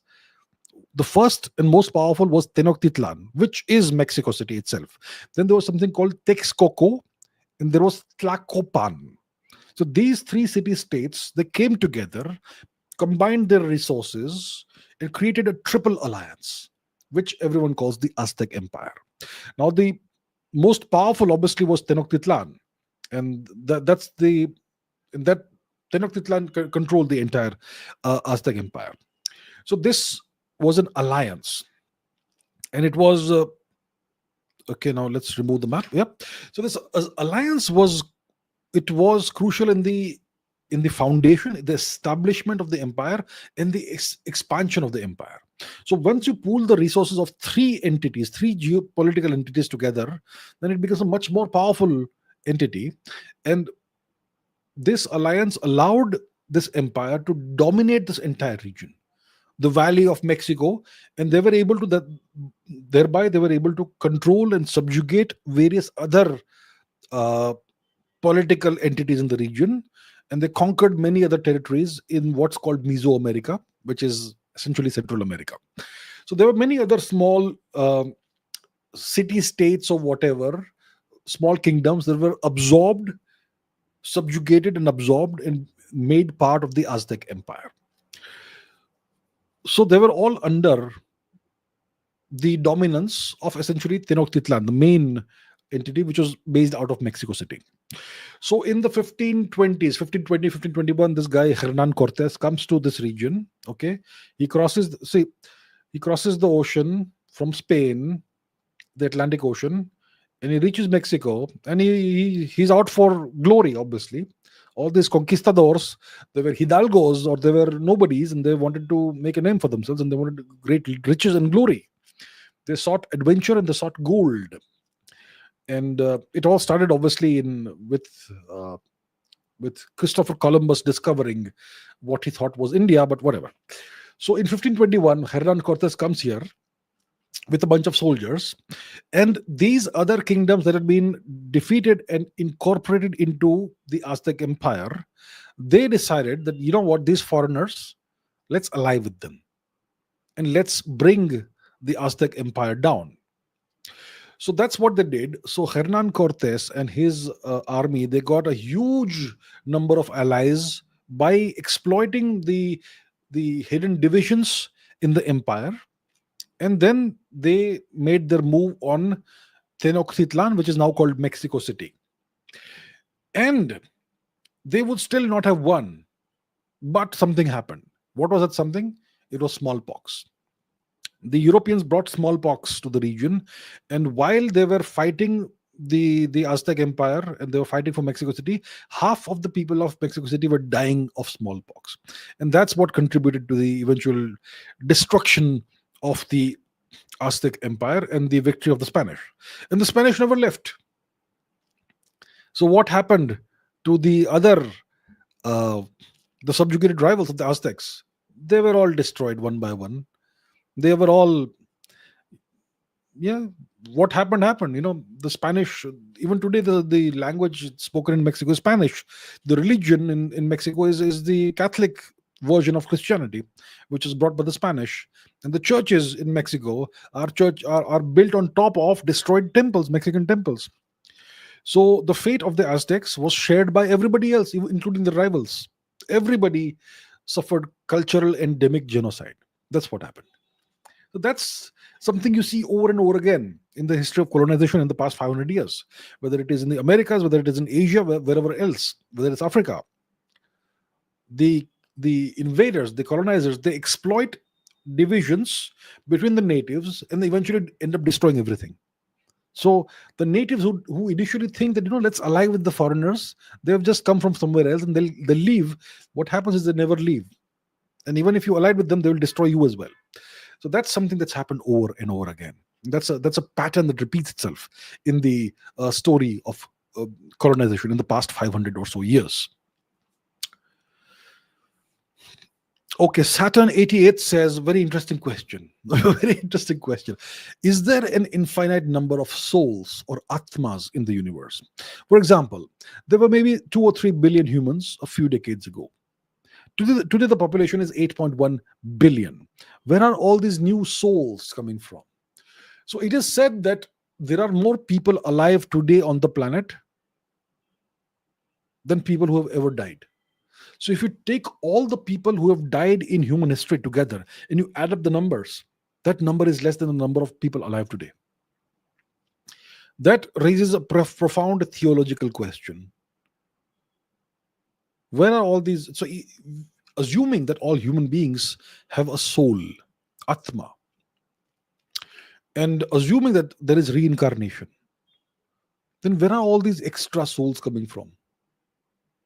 That's a very profound question, and I'm not the right person to answer this question. But I would like to ask this question of you, my viewers. Maybe some of you understand this better than me. What's the answer to this question? See, I am a scientist. That's my background. And I am not an expert in all these things. I have the deepest of respect and reverence for our culture, but I don't know the answer to this question. We have more people alive today than have ever died before. So where have all the extra atmas, the souls, come from, assuming that souls exist and each human being has one unique soul? So where have all these souls come from? If you ask this question to somebody who is a follower of an Abrahamic religion, they'll just say God created these souls. Maybe God is in the process of creating extra souls. That answers the question. But when it comes to the dharmic religions, there are laws of nature, including laws that govern the spiritual, invisible world, the non-physical world, right? I mean, there are non-physical objects that, like the Atma, etc., in our philosophical schools of thought, and in our culture. But those two are governed by laws. Things aren't arbitrary. There are laws that govern the universe, even the non-physical aspects of the universe, according to our culture and civilization. So how does that account for the extra souls that exist today, that have we've never had these many souls? During the Rigvedic phase of our history, how many people existed in India, in the subcontinent? I would guess less than a million, perhaps. And the total population of the world at that time would have been perhaps just a few millions, maybe 5 million or something. But today you have 8.1 billion. Where did all these extra souls come from?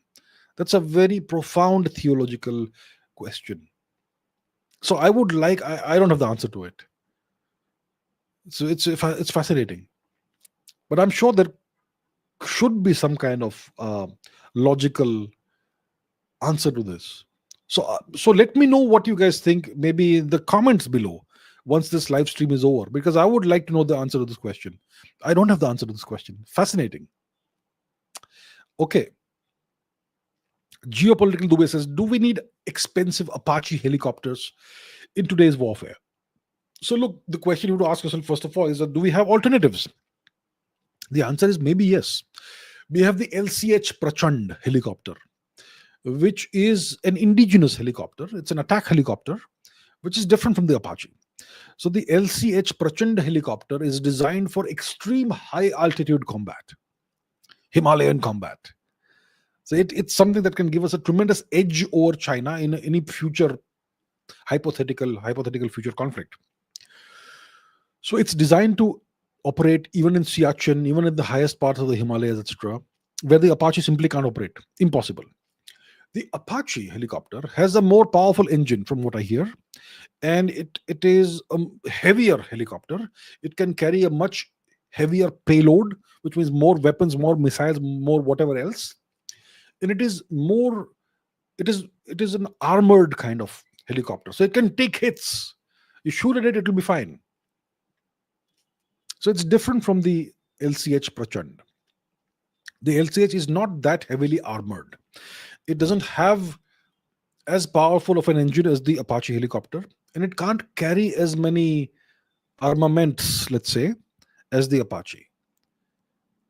But look, if it's the only helicopter you have, fine. Make lots of those. Make 2,000 of those, then it's fine. You'll be fine. Now, price-wise, I think the Apache helicopter is priced around $100 million per piece.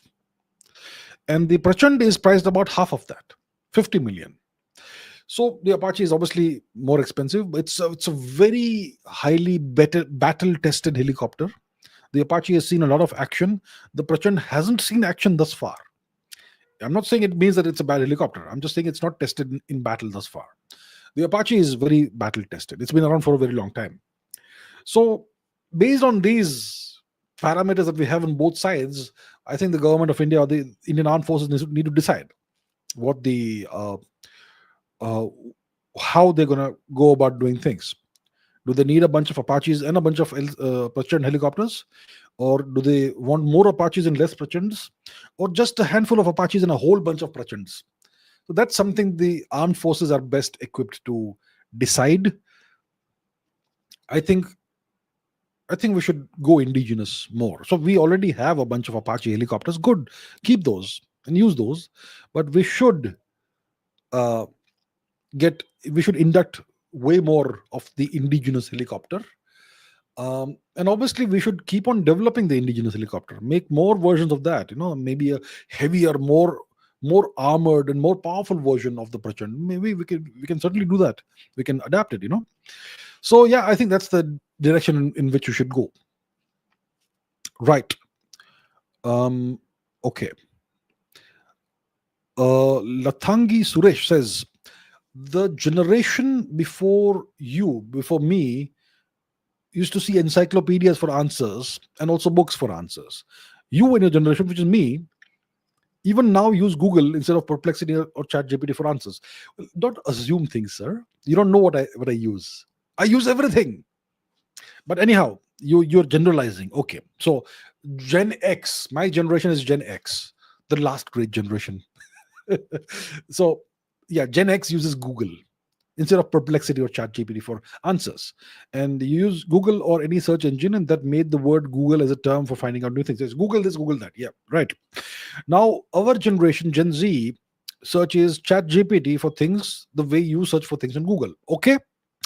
So, what will the future generations, that is Gen Alpha, etc., do for the same if they want to search for something? Will they just think an AI would provide answers through Neuralink or agentic AI, or would they be in such a state as to not know anything, as they would be aware of all things that happen in the whole world? So, look, I'll tell you what. As a kid, I had no Google. I used to read books. I read a tremendous amount of books. Also, not really encyclopedias. I was not a big fan of encyclopedias, but I read a lot of books. Tremendous amount of books. Then something called the internet arrived in India in the late 1990s when I was in university. Okay. And the internet that we had in India in the late 90s, 97, 98, 99, it was ridiculously overpriced and ridiculously slow, extremely frustrating. Then the 2000s, you got better and better internet over time. For a time, you had something called cyber cafes in India. So if you wanted to access the internet, you had to go to a cyber cafe and pay something per hour. And you had a slowish connection. Yeah, that's what you used to have. Then eventually you started getting, all these service providers emerged so that you could have internet in your home, and you had Wi-Fi and so on. Uh, so I've always been an early adopter of all technologies. I am very comfortable with technology. I always keep learning new things. So I have been in the books phase, the encyclopedias phase. I've been in the Google phase. Now we are in the AI phase. I use everything. But today, but the problem is that Google isn't an answer engine. Google is a search engine. Google doesn't give you answers. Google gives you links to websites that may possibly have answers, and those websites aren't necessarily reliable. And that's what people don't understand. They think Google told us this, so it's true. It's not necessarily true. People don't understand that you have to fact check everything, but people are too lazy or just not literate enough to understand that. And today you have all these LLMs, ChatGPT and Perplexity and whatnot. Even those aren't necessarily going to give you the right answers. You still have to fact check everything, but people don't understand that. मुझे ChatGPT ने बोल दिया. That's it. I'm done. I got the answer. ChatGPT isn't necessarily going to give you the right answer, but people don't get it. Anyhow, that's not what he's asking here, Suresh. So so today Gen Z, it asks ChatGPT for everything. It doesn't even bother to do Google, right? You don't do a Google search anymore. You just ask ChatGPT, what is the truth? Or you ask Grok if you're on Twitter. Hey Grok, is it true? Or Perplexity. So what will future generations do, Gen Alpha or whatever? Well, AI will evolve. Maybe everybody will have a chip in the brain, which is ridiculous, but who knows? Who knows? That will be terrible. But yeah, maybe you won't even need a chip. Maybe you will find there'll be, direct to brain Wi-Fi's. Who knows? Anything's possible when it comes to technology. So maybe in 10 years, today, whatever we do will be regarded as very primitive. Today, you go to your phone and you ask ChatGPT whatever you want. In 10 years' time, maybe that will be regarded as a very primitive way of interacting with AI. I'm not sure what direction it will go in. I imagine eventually you will have Wi-Fi that will interface directly with your brain, with your mind. And you won't need to use fingers to type or whatever, or thumbs to type on the small screens. Maybe you'll be able to query the AI directly from your mind. Just think and you're querying it. Or maybe you can close your eye and you'll see the screen and you can just think whatever you want to type. Maybe that will happen. It sounds like science fiction today, but what's happening right now, 10 years ago was science fiction. AI. So the future is out there. All possibilities are open. And I don't know what exactly will be the way people use AI, but whatever it will be, they will regard what we're doing today as super primitive. That's what's going to happen. Okay, Sun Moon 0877 says, after the Epstein case, I've come to the conclusion that all the anti-India influencers, politicians, actors have been 1000% honey trapped. Question: why doesn't India use this honey trap method towards the US or China or even Bangladesh, since it works like a charm and costs less? Okay, the Epstein case. Yeah, Epstein is this person who was in charge of, who was running this operation with his girlfriend, Ghislaine Maxwell, who's in prison now. And there have been accusations of pedophilia and God knows what other horrific things. And apparently there's a list of people who have been Epstein clients.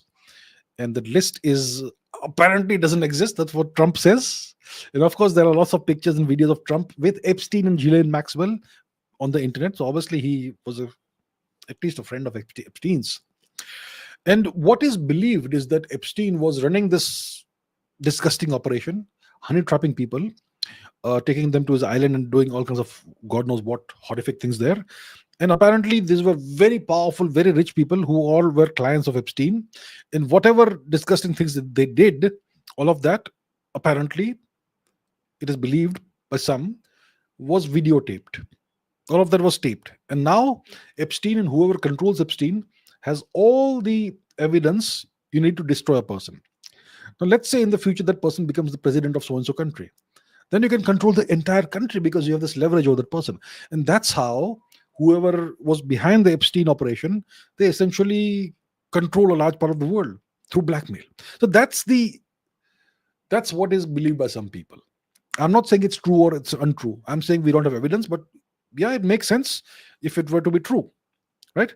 So that's the honey trap method. That's a blackmail method. That's blackmail, pure blackmail. Honey trap means you have some person of interest and you want that person to divulge whatever secrets or information they have, or and act as your agent and your spy. Then you honey trap the person means you introduce the person accidentally to your agent who's a female or a male, depending on the gender of the person of your target. And then you have them get into a romantic relationship, maybe get married or maybe just have an affair or whatever. And then you can control that person. That's the classic honey trap. That goes back to the days of Vishnugupta Chanakya. Those days we had those ladies called Vish Kanyas and whatnot. So it's one of the oldest tricks in the book when it comes to these influence operations and whatnot. And it's not just anti-India influencers and politicians and actors who could possibly be honey trapped. Can you think of any anti-India influencer who has a foreign spouse? I'm not taking anyone's name. Can you think of anybody? Maybe that foreign spouse is a reward or a honey trap for services rendered. Can you think of any top American? Can you think of any top American tech company founder who has a Chinese origin spouse? Can you think of somebody? I'm once again not taking names. So the Chinese have been very good at doing this, honey trapping Americans, long term. But what about India? I think India is way behind in all these things. So yeah, I suppose, I mean, the suggestion you're giving is a good suggestion. We should also utilize such means.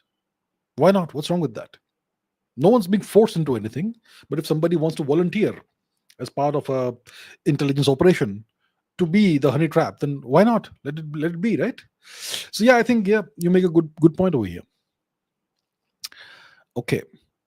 Sunmoon0877 once again says, why don't Indians fight against racism and discrimination in countries like the US, Canada, Ireland, etc.? How in your tips to fight against it?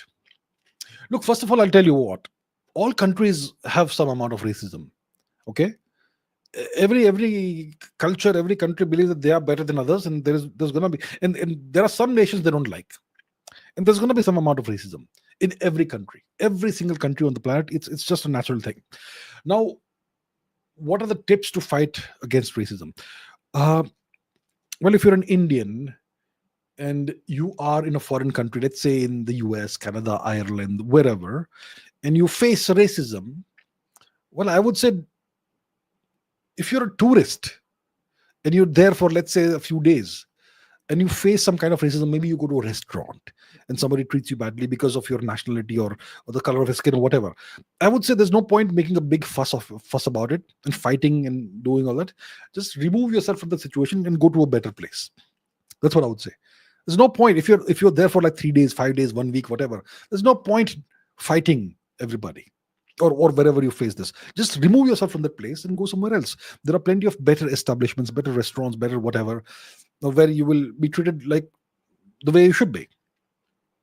So if you are a short-term visitor, don't fight anybody. Just accept the fact that there's going to be racism in every country, and there's no point fighting it. But if you are a resident or a citizen, if you are a Indian origin US citizen, or whatever citizen, and you face racism, then you can't just, you know, walk away from it. You've got to fight it. So how do you fight it? If I'm sure every country has certain laws that make it illegal to discriminate against someone on the basis of of their ethnic origin, or the color of the skin, or religion, or whatever.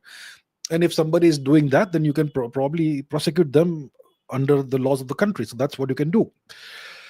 Uh, so yeah, take advantage of the country's laws to ensure that you don't become a victim of racism. And one more thing I would say to Indian travelers: these days, we see a lot of racism and hate against Indians on social media, and they give examples of Indians behaving badly in Western countries. And you know what? There is some truth to that. Indians who become residents and citizens of foreign countries, they assimilate very well, and they behave very well. They are super law abiding. They never create a nuisance or whatever. But Indian tourists who go on short term trips, 5 days, 1 week, 2 weeks, whatever, to various countries, they create a very bad image of the country through their behavior. Today, anybody can travel. Traveling is cheap. So everybody these days travels, and they create a nuisance. Indians, they are super loud. They don't realize that in other countries there isn't a culture of being loud. You go to any Indian restaurant, there's loud music blaring everywhere. Okay, even in the most expensive restaurants in big cities, you go there, you'll find loud music blaring, which is why everybody is forced to shout. So Indians have this habit of shouting. Now, when you go abroad, people don't shout there. People like silence. People like a quiet atmosphere. But Indians will be like yelling and shouting, and they don't even realize that they're creating a nuisance for everybody. Then Indians like to litter everywhere. So Indians, through their behavior, create a bad impression of India. Then they will haggle with everybody, try to bargain. See, in other countries, when you have a price listed on some item, you have to pay the listed price. You don't bargain with them. But Indians believe that you can bargain with everybody, and they try to bring the prices down. Bali is a Hindu place, but I've heard that the Balinese people are tired of Indians because of Indian behavior. So there's a lot that Indians do to create this negative image of India. So I would say that Indians need to first culturally sensitize themselves. That if I'm going to so and so country, what are the norms there? What is expected and what is not expected of you? Right? What are the things you can do, and what are the things you should not do? But Indians don't bother to do that, and that's the problem. And that's what creates the opportunity for racists to then say that Indians are bad and Indians should be discriminated against and all that. So, Indians also need to understand that when you travel abroad, please behave yourselves. Behave yourselves like civilized human beings. You're not in your country now. You are in a foreign country. Don't disrespect your hosts or do anything to make your hosts uncomfortable. You are now ambassadors of your nation, and behave yourselves in that manner. Okay. A couple of questions here. Mriganka Sekhar Biswas and Geopolitical Dubey. Why is France recognizing Palestine? Why do France and the EU countries seem to be unhappy with Benjamin Netanyahu? And France has become the first G7 nation to formally recognize the state of Palestine, announcing the move ahead of the UN General Assembly in September, with strong international backlash from the US and Israel. Meanwhile, India has taken a firm position, urging an immediate ceasefire in Gaza, as thousands of children continue to die daily. Really? I'm not sure about that. But anyway, and India has called for humanitarian corridors. Given this backdrop, how do you see Prime Minister Netanyahu responding politically and diplomatically in the coming months, especially as global momentum shifts towards Palestinian statehood and ending the war in Gaza? Okay. Look, there's never been a Palestinian state. There's never been a country called Palestine. Okay? You can retrospectively put names on maps and all, but there's never been a country called Palestine. First of all, understand that. Now, secondly, this claim that thousands of children are dying daily, I'm not sure about that. I know that ever since the war started, in the aftermath of the horrific Hamas terror attack on Israel, and Israel justifiably responded by pounding Gaza and trying to take out the Hamas terrorists. So ever since the war started, I'm sure there have been lots of deaths in Gaza. Well, so the question is first of all about France, right? What is France up to? What is Monsieur Macron doing? Formally recognizing the state of Palestine. And I think the justification is that there's been this war that's been going on for too long, and Israel has not implemented a two-state solution and all that. Look, Israel did try its best to implement a two-state solution, by the way. They gave the people of Gaza autonomy, didn't they? They allowed the people of Gaza to hold elections and to vote for a government, and for that government to then control and run Gaza, right? Israel did that. Israel gave autonomy to Gaza. And who did the people of Gaza elect? They elected Hamas. And Hamas has been out there trying to do what it does. It's a terrorist organization.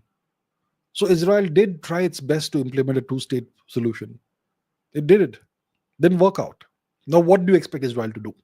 Yeah. And so I think that's what France is doing. I'm not sure. I think France is showing off its autonomy, its quasi-sovereignty when it comes to being in the EU and NATO. That despite us being a part of EU and a part of NATO, we are still quasi-sovereign. Right? That sort of thing. So maybe that's what Monsieur Macron is up to. Obviously, there's going to be strong backlash from the US and from Israel. I saw a tweet from Prime Minister Netanyahu strongly, I think, condemning or whatever what President Macron has done, the recognition of the state of Palestine. So look, India doesn't recognize, as far as I know, India doesn't recognize a Palestinian state. India has taken a firm position urging a ceasefire in Gaza, which makes sense. Yes. I don't know about thousands of children dying daily. I don't believe it. And India has called for humanitarian corridors. Yes, there should be humanitarian corridors. So how do I see Prime Minister Netanyahu responding politically and diplomatically in the coming months? Is there a global momentum towards Palestinian statehood? I don't think so. There certainly is a global demand for ending the war in Gaza. So what will Mr. Netanyahu do? Well, Mr. Netanyahu has not been able to achieve his objectives when it comes to Iran. He's not been able to denuclearize Iran. He's not been able to effect a regime change in Iran. So Iran still exists, and it's slightly weakened or something, but it's still there. So that's been a setback for Mr. Netanyahu. And Mr. Netanyahu is facing various political troubles at home, corruption cases and all. So it's a pretty tight situation for him. I don't really know how long Mr. Netanyahu may last, because see, the entire nation came with him because of the war with Iran. But now that the war is over, definitely, and Gaza also is not, Hamas is also not a big threat now compared to what it was in October 2023. I don't know. So what happens going forward? I think there should be a ceasefire and some kind of cessation of hostilities in Gaza. Obviously, it's a humanitarian disaster. I am not blaming Israel for starting the war in the aftermath of that horrific terrorist attack. You cannot ever justify or support or condone terrorism. So Israel did the right thing. Maybe they can now do a ceasefire and ensure that Hamas. They will have to ensure that Hamas doesn't exist. So Hamas, obviously, from Israel's perspective, needs to be wiped out. And if they feel satisfied that that is done, then maybe they can go ahead with the ceasefire. Yeah, so that's the deal right now. Let's see in what direction this goes. Right. Sumit Agarwal says, are Indians stuck between remembering their glorious past and embracing modernity? A lot of Indians are stuck singing glories of the past. And they refuse to recognize the fact that India is not a glorious nation today, and a lot needs to be done to make India, strong again, and let's say glorious again. A lot of Indians just want to keep on harping about the past, and I am accused of being one of those people, because I keep reminding people about the fact that India was once a great nation. India was once the nation with the highest GDP, in the highest share of the GDP across the world, and so on. The reason I remind people of this is because I want Indians to shed their inferiority complex. It's not because I am stuck in the past. So Indians need to be practical and pragmatic. Do remind yourselves of the greatness of your past, of what your ancestors achieved. But remember, it has all been destroyed. The reason to remember what your ancestors achieved in the glory of the past, it's important because that will help you shed your goddamned inferiority complex. Indians have a tremendous inferiority complex, and that really annoys me like anything. And that's what I'm trying to do. But remember, there's a tremendous amount of work to be done, and you have to embrace modernity. And modernity doesn't mean that you have to embrace becoming more Western every day. You have to embrace technology, embrace all the benefits of technology without becoming culturally dominated by the West. So yeah, Indians are kind of stuck in this loop, and and one of the reasons is that we aren't taught how to think critically, and that's why you're stuck here and there, and you're neither here nor there. Okay, right. Mrigan Kasikar Biswas says, with Trump recently reiterating his intent to pressure US tech companies to stop hiring from India, how do you assess the potential impact on the future of H-1B visa holders and aspiring tech professionals?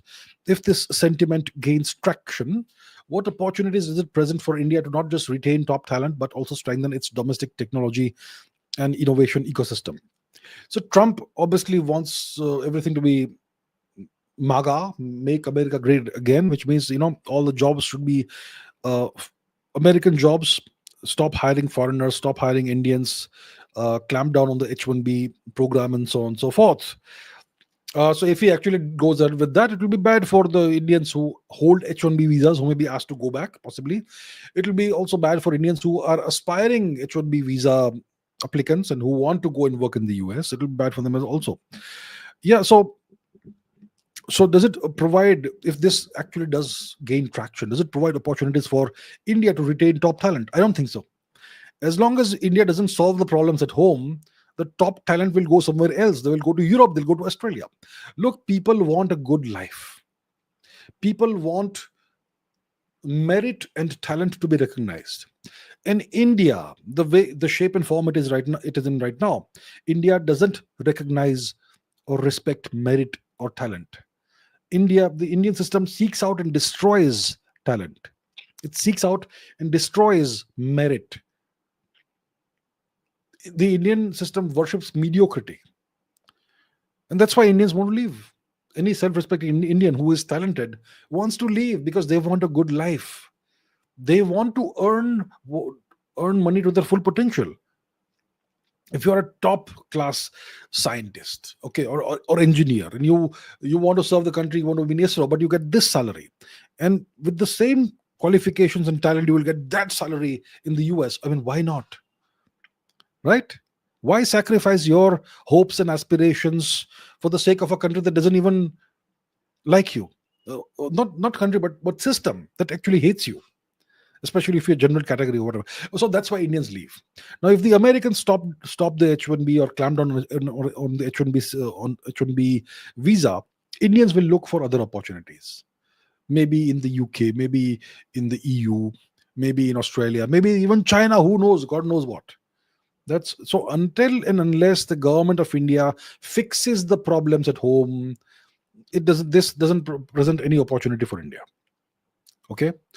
So India is going to have to fix that. India needs to reward merit. Right now, India is all about reservations and God knows what else. And the education system is broken and the whole system is broken. Until that's fixed, nothing is going to change. Okay? And it will not reverse the brain drain. Okay, so we have come to the end of today's questions. I have a few more, but I'll take some questions from the live chat now. Let me see. So if you have questions, I'll take a few questions uh, from the live chat over the next few minutes. Let's see. What else? Okay, Kanish Kaushik says to the soul's question. I think we can consider beings other than humans in the process of reincarnation. Well, there we have an answer. There we have an answer. Very interesting. I think we can consider beings other than humans as being in the process of reincarnation. For example, when I die, it's not like I'll reincarnate in a human body. Maybe I can be a bird, or maybe a bird if it satisfies certain criteria, it can reincarnate as human being. Okay, there we have it. There we have it. Good. I think that's a good answer to that question. Um, Anonymous scientist says Donald J. Trump has just now posted on Truth Social that he will announce a ceasefire between Cambodia and Thailand, just like India-Pakistan ceasefire. He gave example of India-Pakistan again. Well, that's what Donald Trump does. That's what he does. Yeah. Anyway, let's see how that goes. Let's see how that goes. Akash says, what's the importance of a think tank for a nation? Do Indian think tanks have real influence on national policy? And is it a good idea to create a new think tank? So, what's a think tank, first of all? It's a group of people who come together and who and they generally are not just any random people. They're generally people from the academic field or some specialized field, and they all come together, pool their minds together, and they come up with policy proposals and do detailed research about various issues, and then those policy proposals can be given to the government as solutions to various problems the country is facing. And maybe those people can be commissioned by the government or by companies to provide answers to some questions or provide solutions to problems. So that's what a think tank is. So it can be important for a nation if it does indeed provide valuable answers to pressing questions, and if it provides high quality solutions to important problems. In that case, a think tank is good. We have some think tanks in India. I'm not sure what they do. So you can have a think tank in which you have a bunch of, let's say, 5-10 people, and maybe you're not serving the nation. Maybe you're serving whoever commissions you. So maybe you have people who are good at data analysis, machine learning, geopolitical forecasting, perhaps, and business forecasting. You bring people from disparate disciplines together, combine their talents together, and then maybe you can be commissioned, we can be hired by a company, major company, to understand the geopolitical risk climate over the next 6 months or 1 year or 3 years, and provide solutions to specific problems. And that can be a very valuable, lucrative, thing to do if you have that sort of a think tank. And once again, you can have think tanks that are national think tanks and that advise the nation, the government, on policy. So if you can genuinely provide high quality answers to pressing questions, and if you can genuinely provide high quality solutions to big problems, then yeah, it makes sense to create a think tank. Yeah, so that's what a think tank is. I'm not sure about the quality of think tanks in this country. Some may be good, I suppose. Some, I don't know what they do. Okay. Right. Now, McLevin says, is the Thailand-Cambodia issue a proxy war of the US and China? That remains to be seen. The origin is a temple dispute. That's not a proxy war between anybody. It's a temple dispute. It's a very ancient historical dispute. But now it could morph into something else. So that remains to be seen. Because like I explained, Thailand is on the US side, Cambodia is on the Chinese side. That's the kind of influence you have. And China has invested in both countries billions of dollars for its Belt and Road initiative. So China is in a kind of dilemma that I can't take sides, and so on. And obviously there are local, regional political reasons for this as well. So we'll have to see. We'll have to wait and watch. Cinephile says, who's the pound for pound best MMA fighter right now? I am not watching MMA these days. I would love to, but I'm not keeping up with what's happening. So I don't know. I'm not sure right now. Yeah. Okay. Amisha says, from boycotting Maldives to giving loan to Maldives, we have come a long way. Well, the sentiment of boycotting the Maldives was public sentiment. The government of India never expressed any such sentiment that we should boycott Maldives or any such thing. So, the government of India adopted a very mature foreign policy when it came to dealing with the Maldives, and now we are giving a loan to the Maldives, and we have indeed come a long way. So, you are right, absolutely. Okay, let's take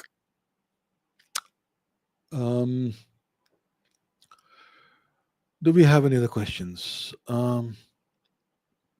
Lucario says, I said cookies are not Indians on Reddit, and Reddit banned my account permanently. Well, you will see that most of the Reddit subreddits are anti-India, and they're run by either Pakistanis or Bangladeshis or God knows what. So yeah, not surprised. Of course they aren't Indians. Their origin is the Chin region of the Yunnan region of China. They're not even Burmese. And forget about the ethnic origins. You need to have allegiance to a country, right? You need to have respect for the country's culture and civilization. And you cannot fight as a proxy of somebody else against the country that you're living in. So yeah, it's a big problem for India. Okay. Okay, McLevin says, did you watch the F1 movie? Do you watch the F1 sport? As a kid in the 80s, I used to sometimes, when I was outside of India, living outside of India, I used to sometimes watch F1.